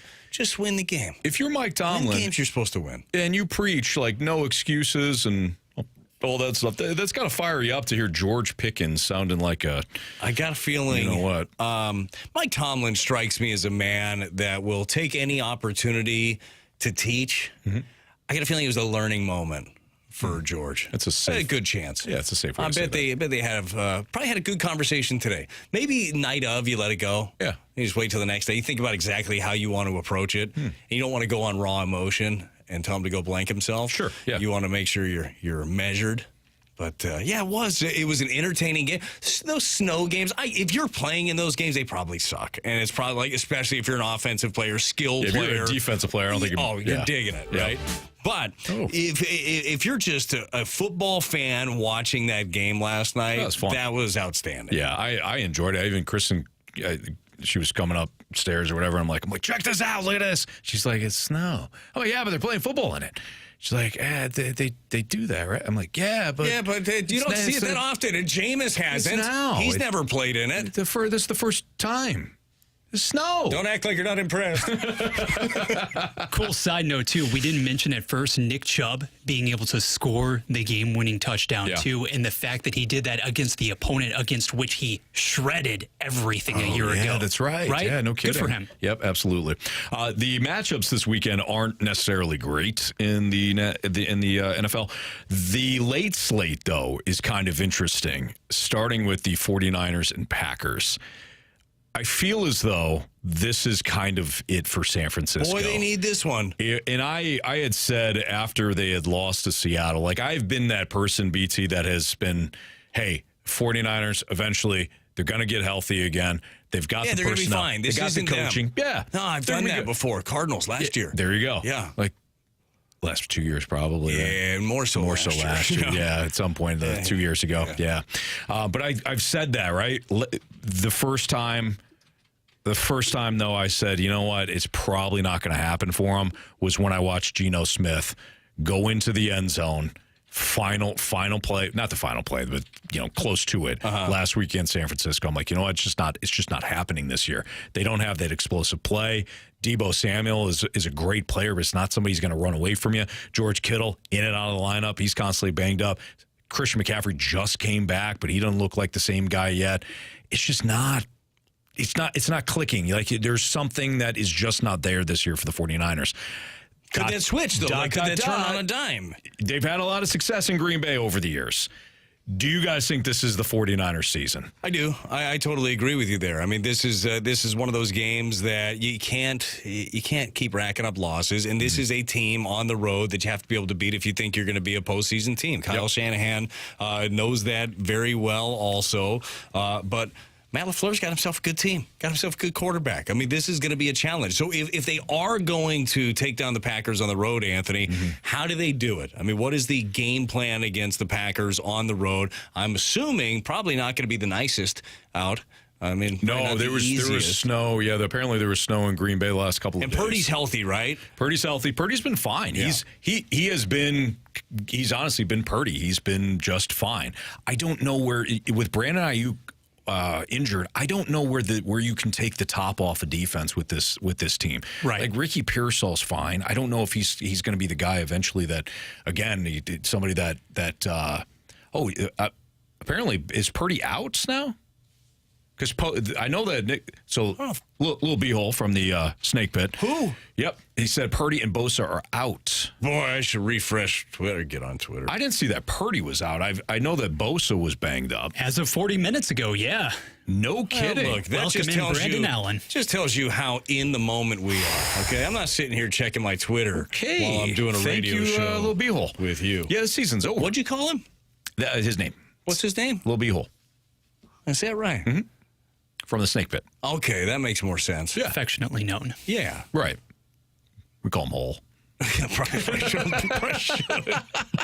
that means that McCaffrey will probably wind up getting even more than a 91% snap count or snap share, because that, as you mentioned, Anthony, they're done. No, season's over. Let's next team. What are we? They're done. There's no vertical threat. It didn't even click with me. The line has been about 2, 1.5, 2. It's up to 5.5. So there was obviously a reason, and the reason could be a quarterback. I have changed big time. You'd have picked up on that 5-6 years ago. Yeah. All right. So what's another pivotal game? Arizona, Seattle. Arizona's leading the division right now. They go up to Seattle. Seattle has been one of those teams that I have no idea what I'm watching from week to week. It's all right. Geno Smith has been anywhere between sensational and, he cost us the game. Like the Rams game is a perfect example of actually their last 2 games, I'll say. He threw a pick inside, like deep inside LA territory, got returned for an interception.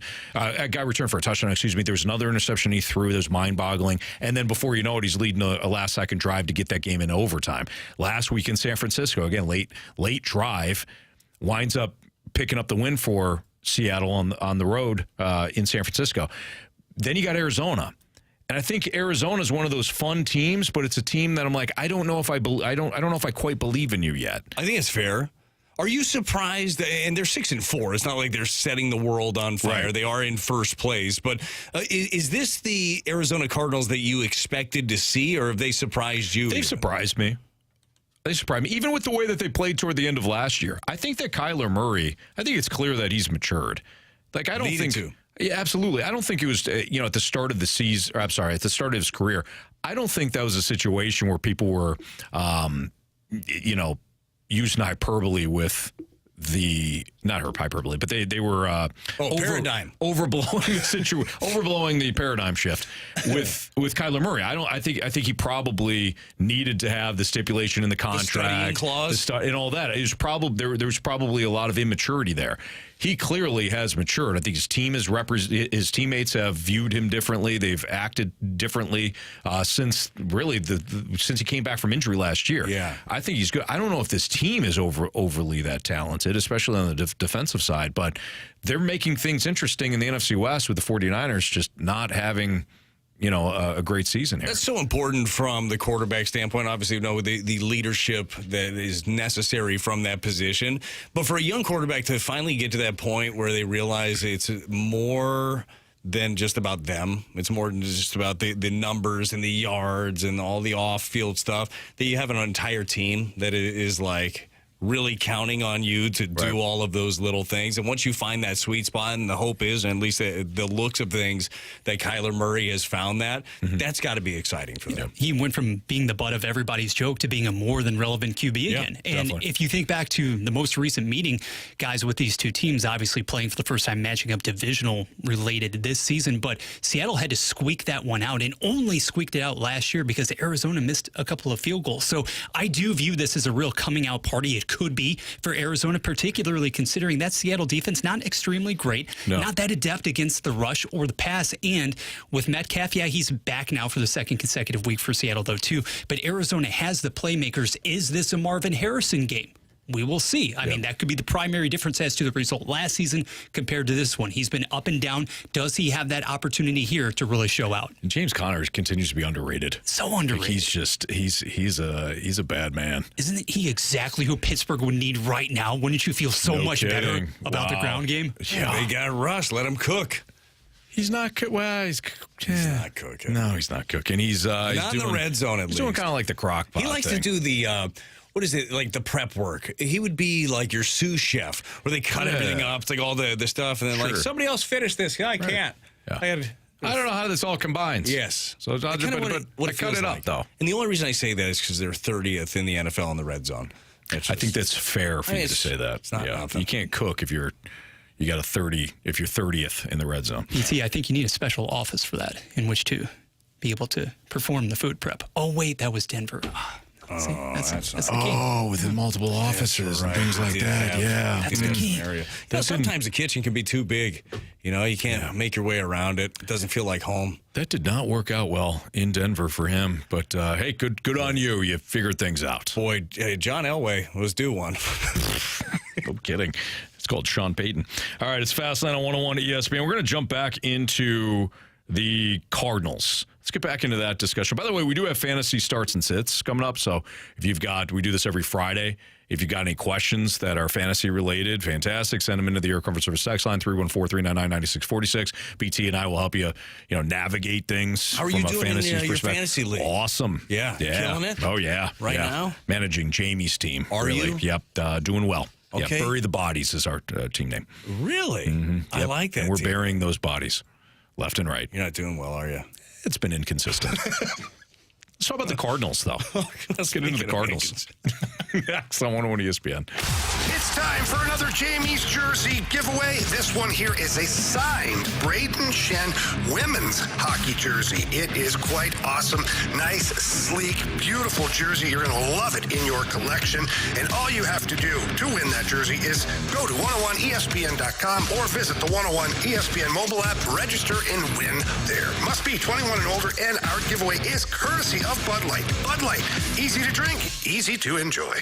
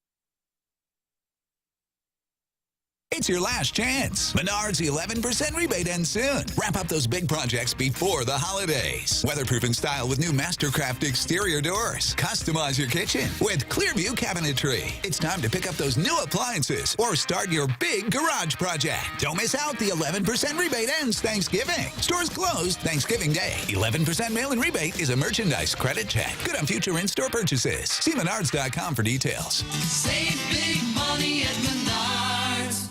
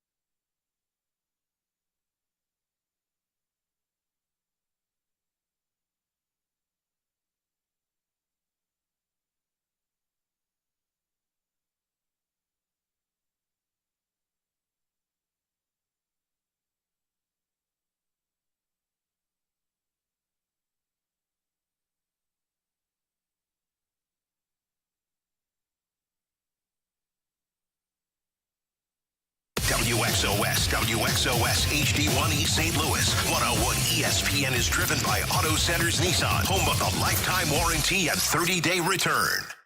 Strap yourself in. You're in the fast lane, driven by Scrap Mart Metals Recycling on 101 ESPN. 504, your time check is brought to you by Clarkson Jewelers, an officially licensed Rolex jeweler. Brad Thompson filling in for the guys. I'm Anthony Stalter, Bradford Bruns, pinch hitting for our guy Andrew Marsh. All three will be back on Monday.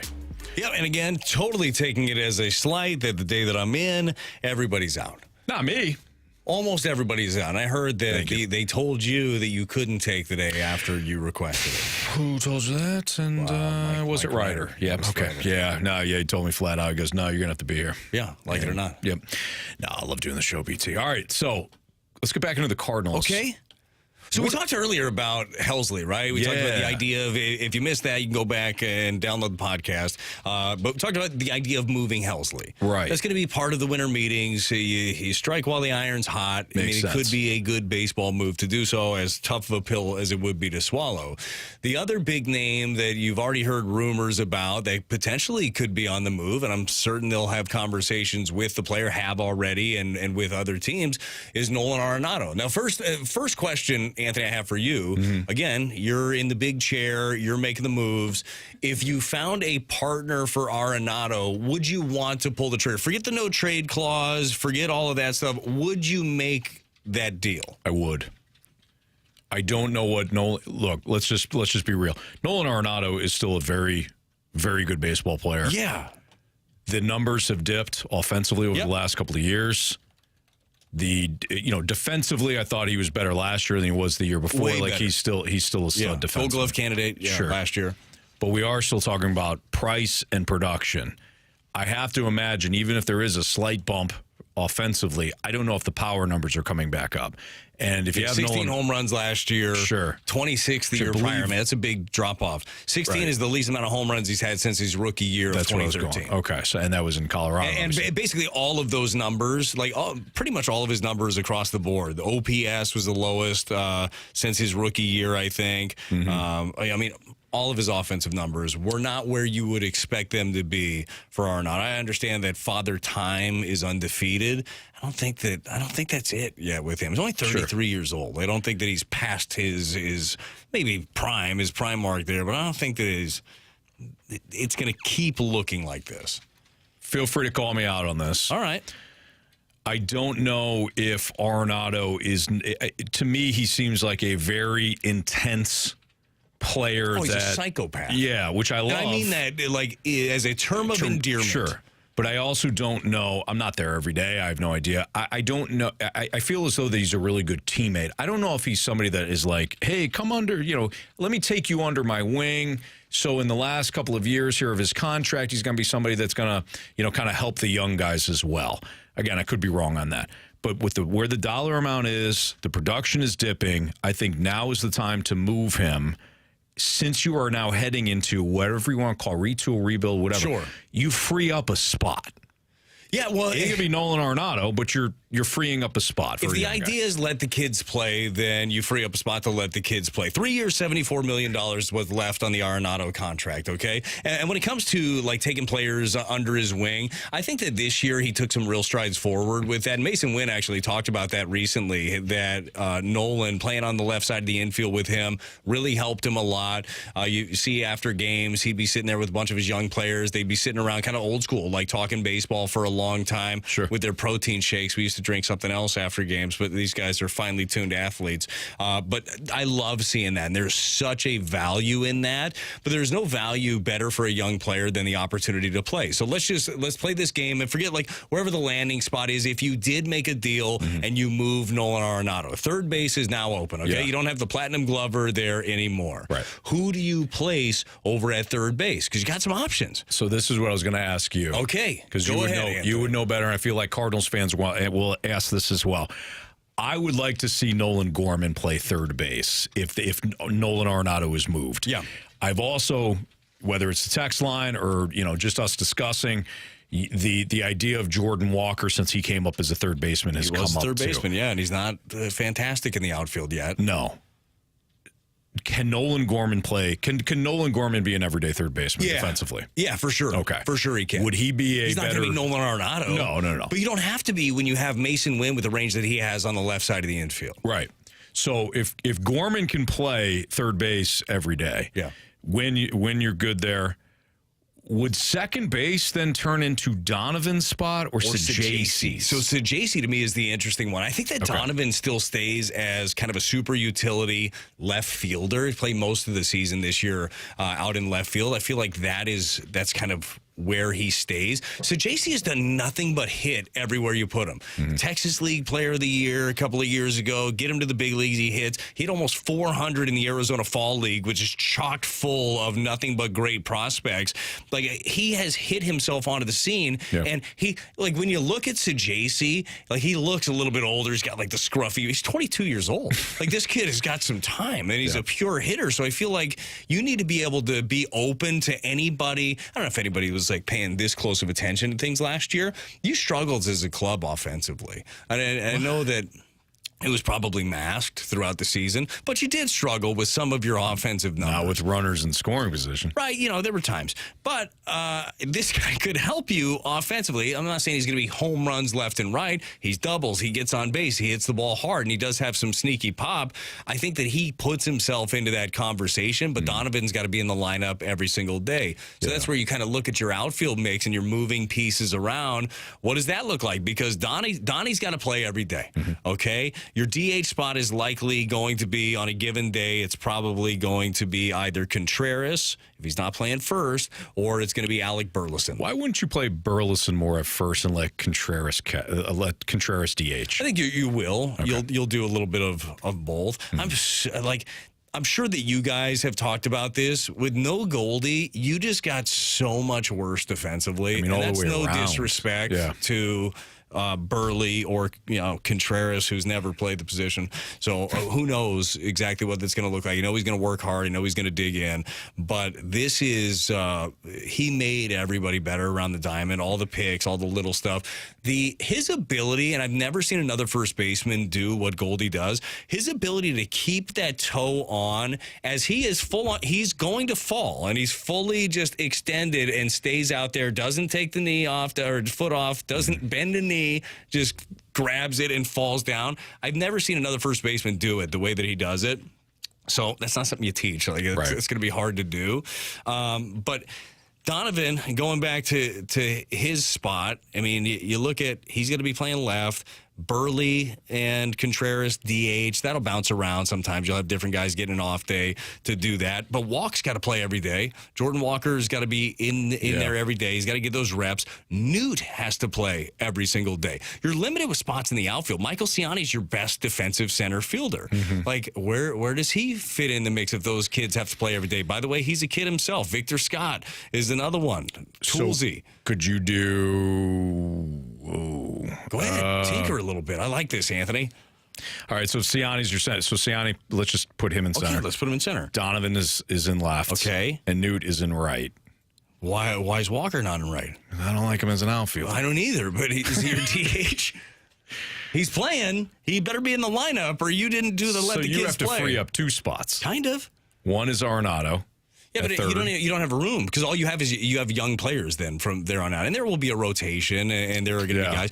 There is a certain thing, too. I understand the mantra of let the kids play. There's also the idea of earn it.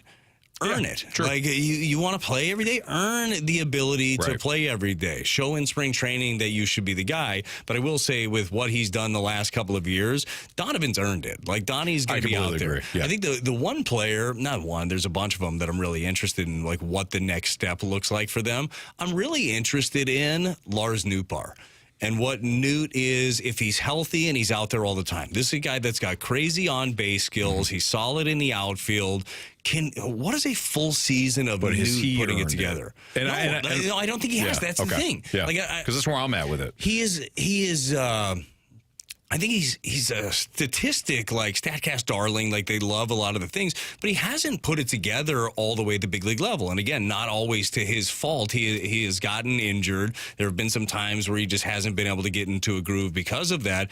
But I think that he could be a real pivotal piece of what you're doing if he does take that stride and that next level. So you got to get those everyday at-bats, but I still think that he should have to earn those everyday at-bats. Like his trajectory has been a weird one. Like he went from, okay, guy, makes a roster, he's toolsy, to international superstar Lars Nootbaar, media everywhere, a lot of expectations, a lot of eyes, extra media.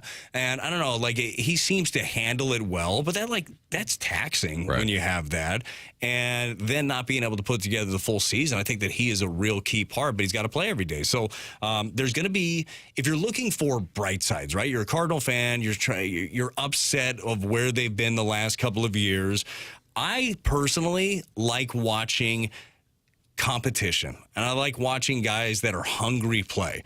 Well, if you are a young player, you don't have a big contract yet, you are trying to you're trying to get a stranglehold on your big league job. To me, that's exciting. Like I like watching that style of baseball, and that's my hope. You're gonna have a lot of young guys that are hungry, determined, and want to fight for every inning, for every at bat, for every opportunity. And if you do that, if you put those out there and that effort out there night in and night out, you got a chance to see a pretty entertaining product. Yeah. Hopefully. Yeah, that's obviously that's the goal. hopefully. Yeah, absolutely. No, I like that. Now I can only think of Ted Nugent when you said stranglehold. So I got to be honest. Don't know that. Don't know the Nuge? Not a big Nuge guy. Listen, you'll pull up the old YouTube on the way home. Okay. Seems safe. You'll type in, well, no, just in the parking lot here before you get on the road. And then you put in stranglehold. Okay. You'll love it. Why do I have to do it on YouTube? I have like Prime. I've got Amazon Music. Oh, well, Can I do sure. it on one of I those? didn't know you were all fancy like that. Yeah. You know, sometimes I just do the old YouTube. Yeah, I'm like Applebee's. You got everything? On a date. You said fancy like, and I got into Walker Hayes. Oh, I got you kept the music going. Okay, yeah, you had the theme there. Yep. Yeah. I just thought that you were your friendly neighborhood. What's the tagline for Applebee's?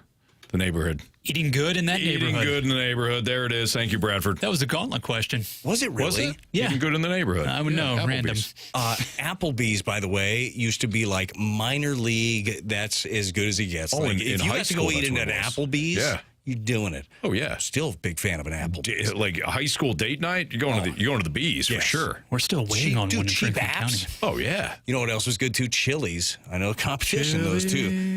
Dude, they're 2-for-1 happy hour. Yeah. Get Remember some. Chi-Chi's? Big Chi-Chi's guy. Yeah. Was that a restaurant? Yeah. No, I never heard of that. No? What? No Chi-Chi's? No. The restaurants? No. I don't even know if they're around anymore. Probably not. Since Maybe you guys. not. Was it a Mexican restaurant? Yeah. Or was that presumptuous? No. That's you nailed it. Yeah. It was good. Solid stuff. Can't believe you guys haven't heard of that. Well, eating good in the neighborhood, Anthony. That's Applebee's. Chi-Chi's. Nope, that's still Applebee's. Get some Chi-Chi's. We're gonna do the starts and sits What are we next. The fantasy starts and sits. If you got any questions heading into week 12, so many. Send it our way here in the Fast Lane on 101 ESPN. Air Comfort Service Sox line 314-399-9646. Again, we'll answer your fantasy football questions next.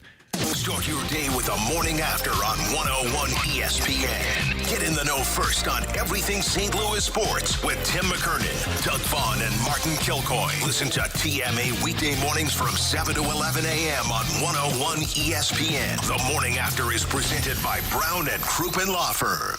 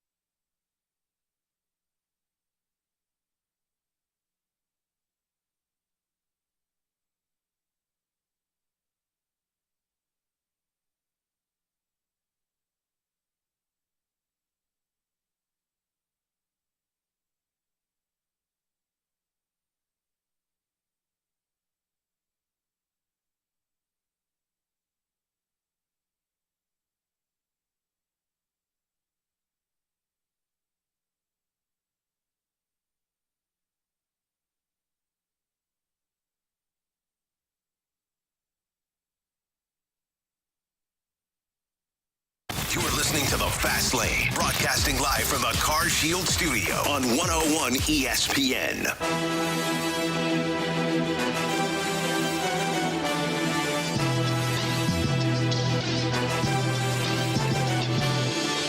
It's Fast Lane on 101 ESPN. So if you have any fantasy football start sits questions that you want to throw at BT and I, by all means, fire away via the Air Comfort Service text line. Almost getting to playoff time here, Brad, which is fun and also sad. The season's kind of like that. Going to like we're in the second half of the season. Where did it go? I don't know. How have you felt about your Falcons this year, though? I know you. I mean, I've watched you have highs and boy, I've seen the lows as a Falcons fan. I've seen you cry in my basement, grown man. Yeah, but still haven't seen the footage on that. No. Or do I want to? I want to save that for a very, very important time. Good. Yeah. Like my deathbed or something. See, I told Everybody you. else will love it. I told you. Look at this guy. Yeah, look at him. Never got to see another shit. It's probably fact. How do I feel? I'll summarize it real quick here. I did not. I had lukewarm expectations going in, like, oh, okay, they could be kind of interesting. Then they started to win games that they typically lost, like the Eagles games, the Bucks games, some last-second stuff. I'm like, oh, this feels different. And then they beat the Cowboys to take a 2-game lead in the NFC South. I go, okay, I'm all in.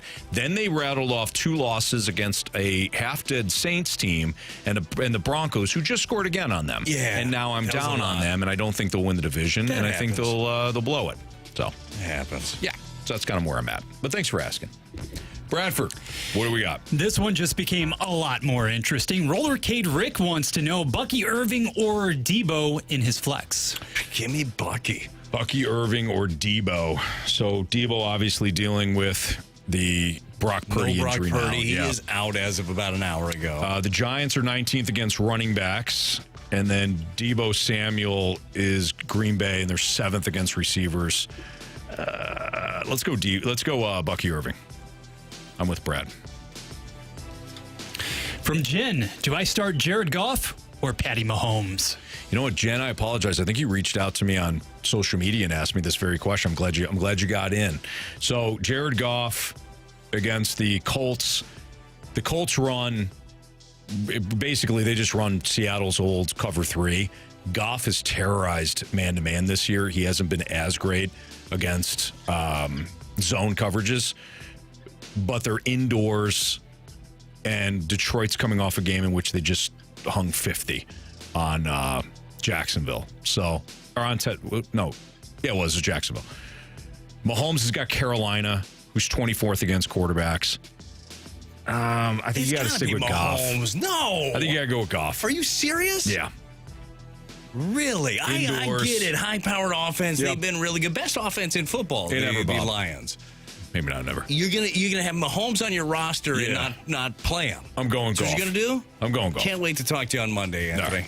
No. Mahomes is the play. Listen to the football guy here. You are a football guy. No, that's what I was saying. Oh. Staying at QB from the 636, Matty Stafford or Bo Nix? Bo Nix. He's playing Vegas. Not good in any aspect right now. And the offense is starting to fly a little bit. Bo Nix against Vegas. Vegas is 26 against quarterbacks. It's Bo Nix.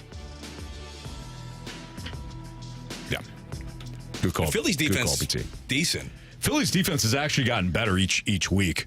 Like, they have finally figured out what Vic Fangio had been asking them to do. Like, they were pretty rough in the first half of this. Well, not the first half, but the first month and a half of the season. But they have steadily gotten better. I'm with BT. Go with Bo Nix.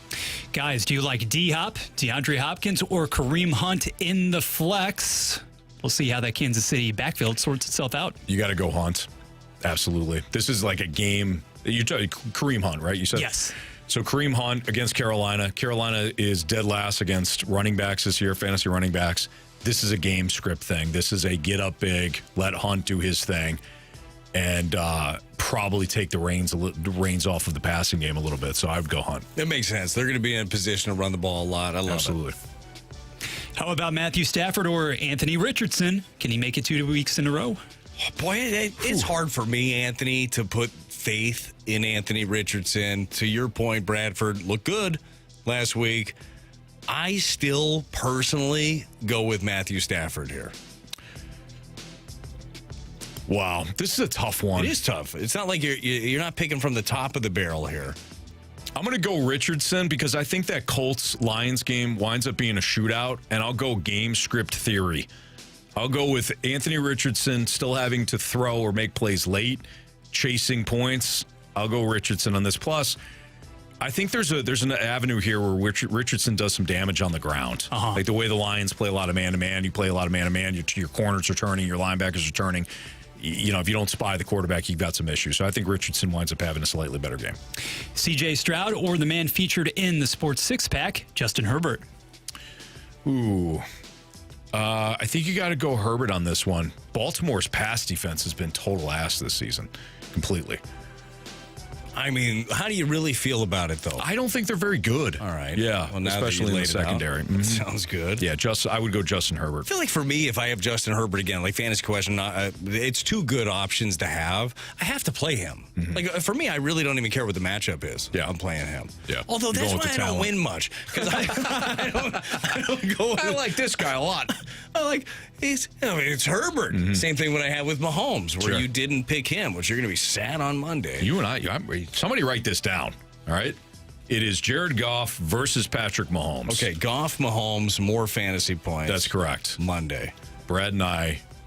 Now, just so you know, I'm not on the show Monday, but I'll call you. You will be. Yeah. You will be on the show. I'll be texting you. Perfect. Mm-hmm. The plot thickens. I can't believe I'm posing this question, but here we are in 2024. Mahomes or Baker Mayfield, who is apparently getting Mike Evans back in the mix. Look, same answer I had before. Man, Baker Mayfield's got a great matchup against the Giants. This is a case, though, that I do think I would have to go with Mahomes. So, and the funny thing is, if you're looking at rankings, right, and they change everywhere you go, but in a lot of places, Baker is ranked higher than Mahomes due to the matchup that you're talking about. Yeah. I just can't do it yet. By the way, you talk about guys that we were talking about Jameis Winston and the growth of him over the years. How about Baker? Yep. Like that dude, he grown up, turned a corner, and turned himself into a good quarterback. This is the version of Baker Mayfield that I really like. Because earlier in his career, it's like he had the chip on the shoulder without actually having a lot of the production. Yeah. And I think a lot of people made the excuses for him. He's got a bunch of different coordinators. There's a lot of quarterbacks in the league that have had the cycled coordinator thing. Figure it out. You got to figure it out at some point. This version of Baker Mayfield is like the one that went into Notre Dame and planted the flag, and just he's got that will the team to victory. Leadership aspect is great. He's in a system now that is reminiscent of the Sean McVay system that he was with the Rams for a short period. Cohen's a disciple of Sean McVay. Great system, great fit, and Mayfield's turned around his career. Same guy who was doing that viral dance, too, I would say. Yeah. You ever catch that? Yeah. I've seen, Is that the 8-Town Shuffle? Yeah. I'm not sure. Show me what it looks like. I can at the break. Okay, at the break. I'll tape it. He's going to do the double Dutch and the 8-Town Shuffle. And then you will not have a board op to conclude the show, but hey. We'll figure it out. Brad will just push the button. They toggle. Yeah, sometimes they do. Bradford, you got one more, or do you want to move on? We'll make two in a row really, really quickly here. Kyler Murray or Jordan Love? Murray or Love? I'm going Murray. Yeah, I got to go Murray, too. I agree. Seattle's defense, Bradford mentioned this. Seattle's defense has been up and down this season from a pass defense standpoint. They've had some decent games. There's been games that they got absolutely lit up. I think they've been a little bit better since they got the front seven healthy again. But Murray gives you an opportunity from a rushing standpoint and a passing standpoint. And Jordan Love, it might be a situation like you saw last night where maybe the elements come into play. And I wonder how much the game plan changes for LaFleur, knowing that Brock Purdy's not playing. Do you kind of stick it a little bit more conservatively against the San Francisco defense? Maybe take the air out of the ball a little bit from the passing standpoint. So, yeah, I'll go with Murray. And finally, Tony Pollard or Javonte Williams? This is the case where I have to go with BT's logic, where go with the better play. Pick your pony. Yeah, go with the better player. So Tony Pollard doesn't have the best matchup against Houston, but when you look at Javonte Williams, I just don't know from ultimately like an opportunity Carey standpoint, if he's going to have big time numbers. I think the ceiling's a lot higher with Tony Pollard. I think at the end of the day, whichever one you pick, I don't think there's going to be a huge discrepancy on the score at the end of it, but I lean Pollard as well. There you go. All right. Fantasy starts and sits. We appreciate the questions here on 101 ESPN. We got the biggest question of the day next. Introducing the first ever TMA Banty Brew, a 16-ounce canned wheat ale with orange and coriander and an image of the TMA boys on the front.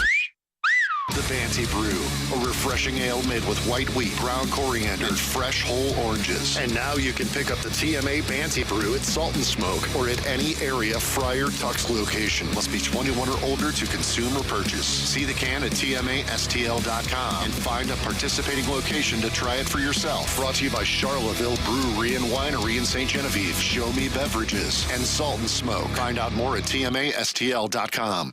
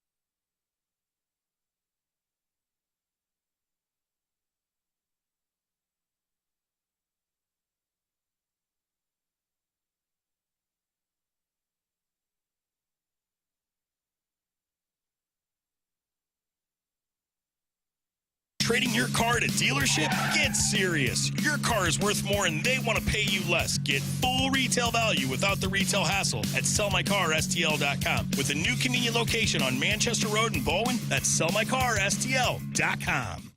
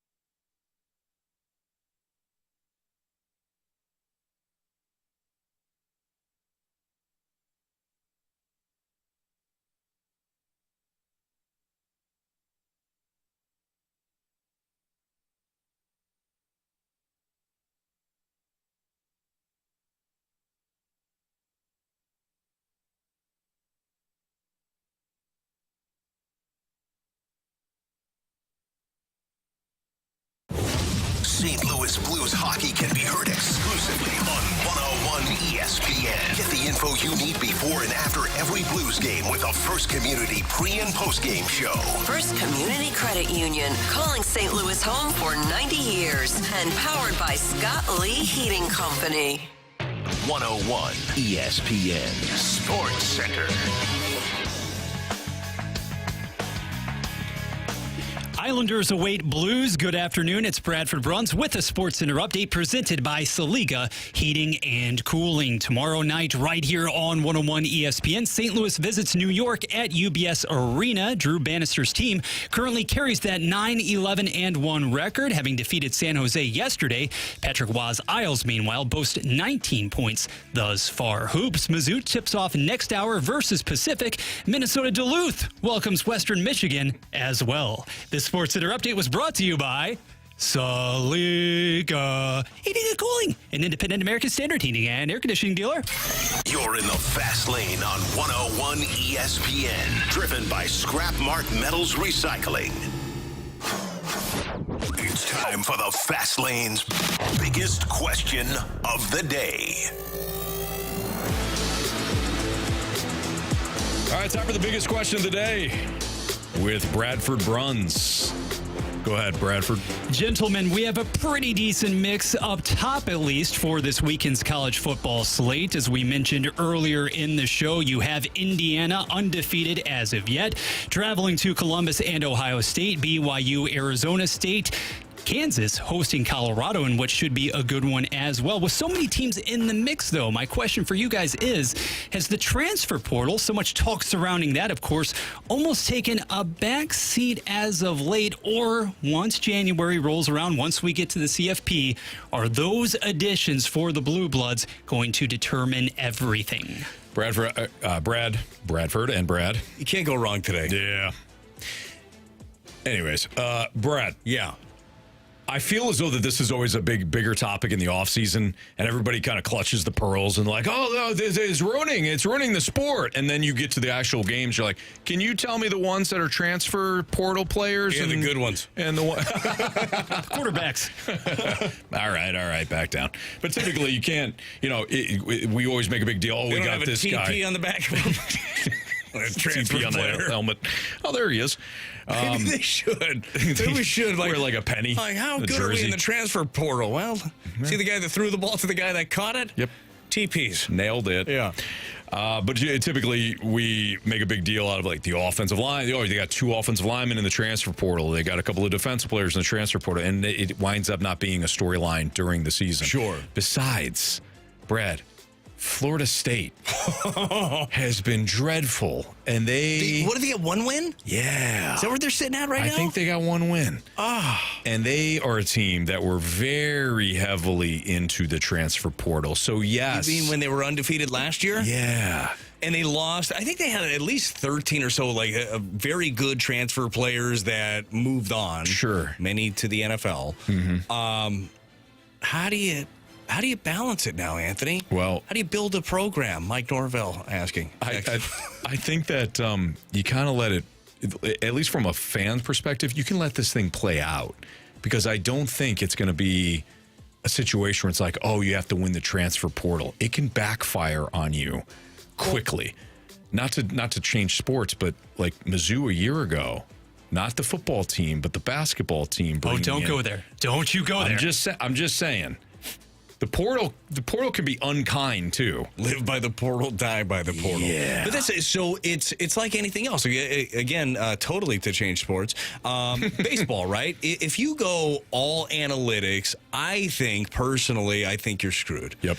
I agree. I also think if you go all old school baseball, I think that you are wasting an opportunity to have more information at your fingertips that could help you. It comes down to balance. Mm-hmm. And that's how I feel about the transfer portal. And that's also how I feel about developing a program. But here's the hard part of developing while you still have that dynamic of the portal is you're going out and you're recruiting these kids and you're telling them and their parents, hey, you're the best gonna be ever. you're the best. You're going to be a part of it. Then you transfer portal over that kid. Mm-hmm. And to develop, you need these kids to stay in your program and be there. But then if they feel like they've been lied to or they're not getting the opportunity to grow on the field because you've gone in and gone over them, it's hard to keep these guys. Right. So, like, how do you find that balance? You want to be honest as a coach, and you want to bring in players, and you want to develop them, and you want them to get better and better so you have a program that works. Yep. And we see this more even in college basketball, the teams that, like, stick together through the years, they play very fundamentally sound. Yep. But how do you do that nowadays? I think it's got to be so difficult to balance those two. Oh, I completely agree. I think it's a great example that you brought up with baseball because we have like these battle lines drawn where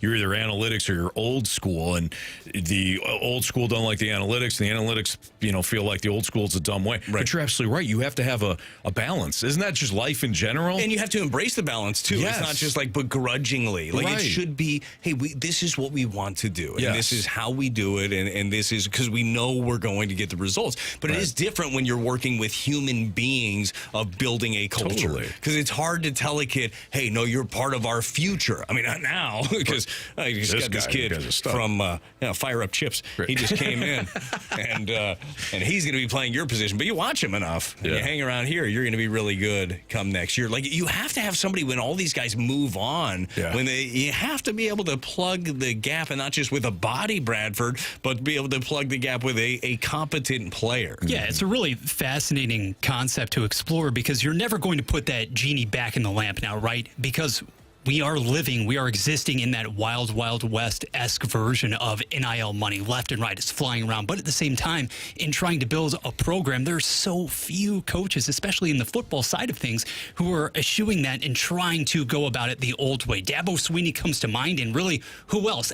Forgive me for being a little skeptical, but I wonder for how long that will last when Clemson loses maybe a bit of its relevance in the ACC as well. So trying to do that, the quarterbacks out there in particular, and I look at it through the lens of, for instance, a Missouri supporter, somebody who is invested in the Missouri program next year.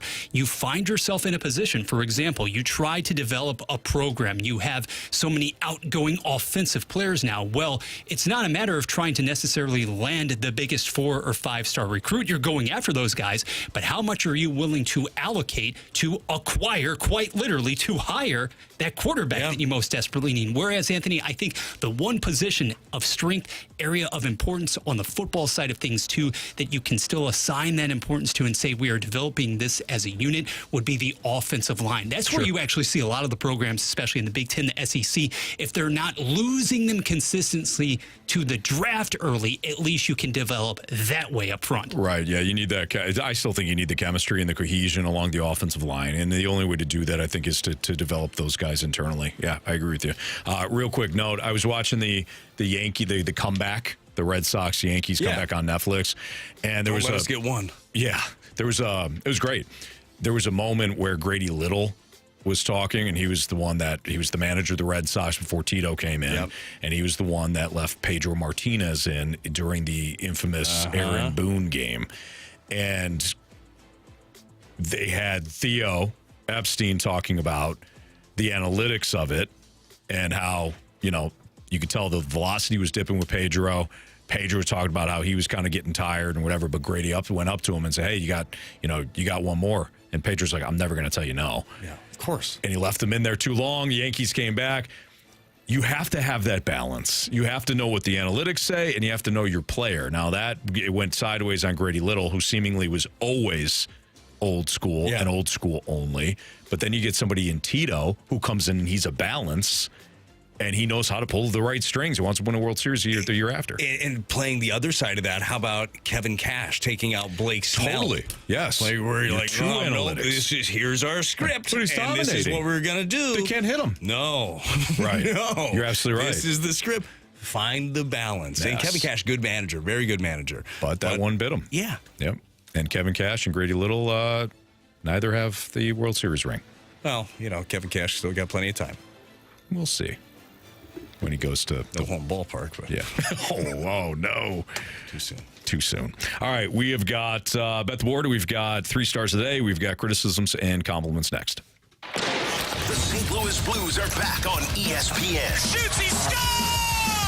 Tomorrow night, Blues and Islanders. Pregame at 5:30, puck drop at 6:30. The wait is over! The quest for the Stanley Cup happens here on your home of the Blues, 101 ESPN.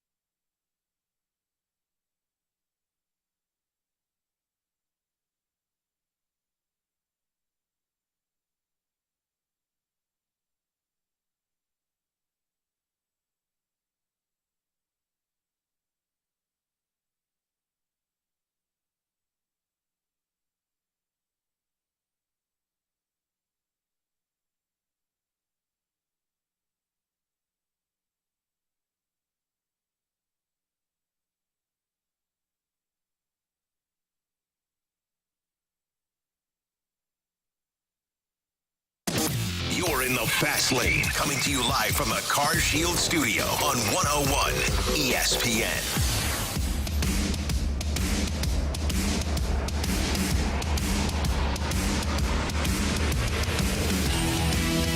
If you miss anything from today's show, you can always download the podcast available at 101ESPN.com or on the Schaefer Door Company 101 ESPN mobile app. It's all brought to you by Star Notice Centers. I want to thank both of you guys for filling in today. Bradford Bruns always does an outstanding job. He put the show together for us, ran the show, make sure we were on air, make sure Brad and I didn't do anything stupid that's caught on camera and or radio. Minutes, don't we? Yeah. Well, I feel pretty good. BT, always a pleasure, man. Love you. It was a blast. Have fun today. Thanks for getting me out of the house. Well, Andrea did call. She said I know. He's woodworking now. It was a group effort. He's woodworking now. Please get him out of here. Get him out of here. As far as bet the board is concerned, the guys sent me, Carey sent me Warriors minus 10.5 tonight. Marsh has taken Ohio State minus 10.5. Really? Yeah, on the it must be an alternate line. Because I'm going to take Indiana. I'm chasing Marsh. Okay. Are you really? I'm down 2. Yep, I'm down 2 after last night. I did the dumb thing, Brad, by taking an under. I took the Browns under 17.5. Nobody does that. They hadn't scored 18 more than once. Yeah. Now twice. Make it 2. Give me Indiana. I don't know. It's a real line. I'm seeing 10.5 there is the line. Give me Indiana 10.5. I'm going to double dip here. I'm rooting for you because I, again, want to see chaos, and I want that to be a tight game. Let's do this. And I'll tell you this, all right? I'll tell you right now, if Indiana wins this game, Anthony, I'm going to watch Hoosiers for the first time. Are you? Never seen it still. Wow. It's actually been a point of pride now. Yeah, I feel you on I've that. had people send me multiple copies of Hoosiers. Have it. I've had the same thing with Space Jam. I got two things of Space Jam. Wait, you haven't seen Space Jam? No, you know I haven't. Not the sequel, that's for sure. You'll love it. It's really good. Nah. It's really good. I'm good. Gator says, Anthony and Brad are going out for some man sodas after the show. Sounds Boy, that'd delicious. be fun. Yeah, absolutely. All right, I got Indiana. Hopefully Marsh loses, and I'll double dip. I forgot to tell my wife this show goes till 8. Yeah, until it goes to 8. Yep, they bumped us all back. 8 o'clock, maybe 9. Bradford, you have criticisms and compliments, or do you just want to jump right to 3 stars? We have a couple of absolute compliments specifically pertaining to BT from Lisa. Have a great weekend, guys. And BT, always nice to hear your voice once more. And compliments as well, gentlemen. Somewhat surprised I walked into the studio today. I wondered how the nostalgic 55 jersey would play out. But the Snake Pit, feeling it. James Laurinaitis with that Ohio State tilt looming. Laurinaitis is a easy one to root for. Absolutely. For sure. Yep, I agree. Yeah, Bradford, you killed it with the Laurinaitis choice there. There you go. Let's kill it with some 3 stars as well. And Star let's hope number Laurinaitis' alma mater loses this weekend. Yeah, I mean, fair enough. Be all great. Yeah. Chaos has to reign. Yeah, right? exactly. Yeah. Star number 3 for the afternoon goes to the real Ghostbusters ectoplasm coming at you since 1986. I think he's stroking it quick. Perhaps. Thanks, Coach. Coach Venturi with a dynamite drop in. It's all nostalgic today. Star number 2, Franklin County and its surprising new residents. We welcome Post, Taylor, and others with open arms. And finally, the number 1 star of the day, our new favorite institution on the Fast Lane. That would be University of Minnesota or Minnesota Duluth. Your choice. That's right. Excellent. All right. Excellent. All right, guys. Everybody have a great weekend. Everybody a safe weekend. Enjoy it. We'll be back on Monday. BT hopefully does some cameos coming up over the holidays as well. You're traveling and stuff. You got stuff to do. Look, just call me, okay? Andrea. And I can't wait to Andrea texted. She said, no, he's got get nothing. Him out of here. He's good. Mm-hmm. Yeah. Can't wait to talk about Mahomes tearing it up on Monday, too. Stop just it. So, well, he'll tear it up, just not more than Goff. Just a fraction of a point's all I need. True, very true. All right, that'll do it for us. Shout out to the Snake Pit once more. We appreciate you. Thank you, everybody. Have a great weekend. See you on Monday. See ya. Planning to propose this holiday? Shane Company is ready to help you find your dream engagement ring. We handpick the most beautiful diamonds and colorful gemstones in all shapes and sizes. So when you walk in the door, you can trust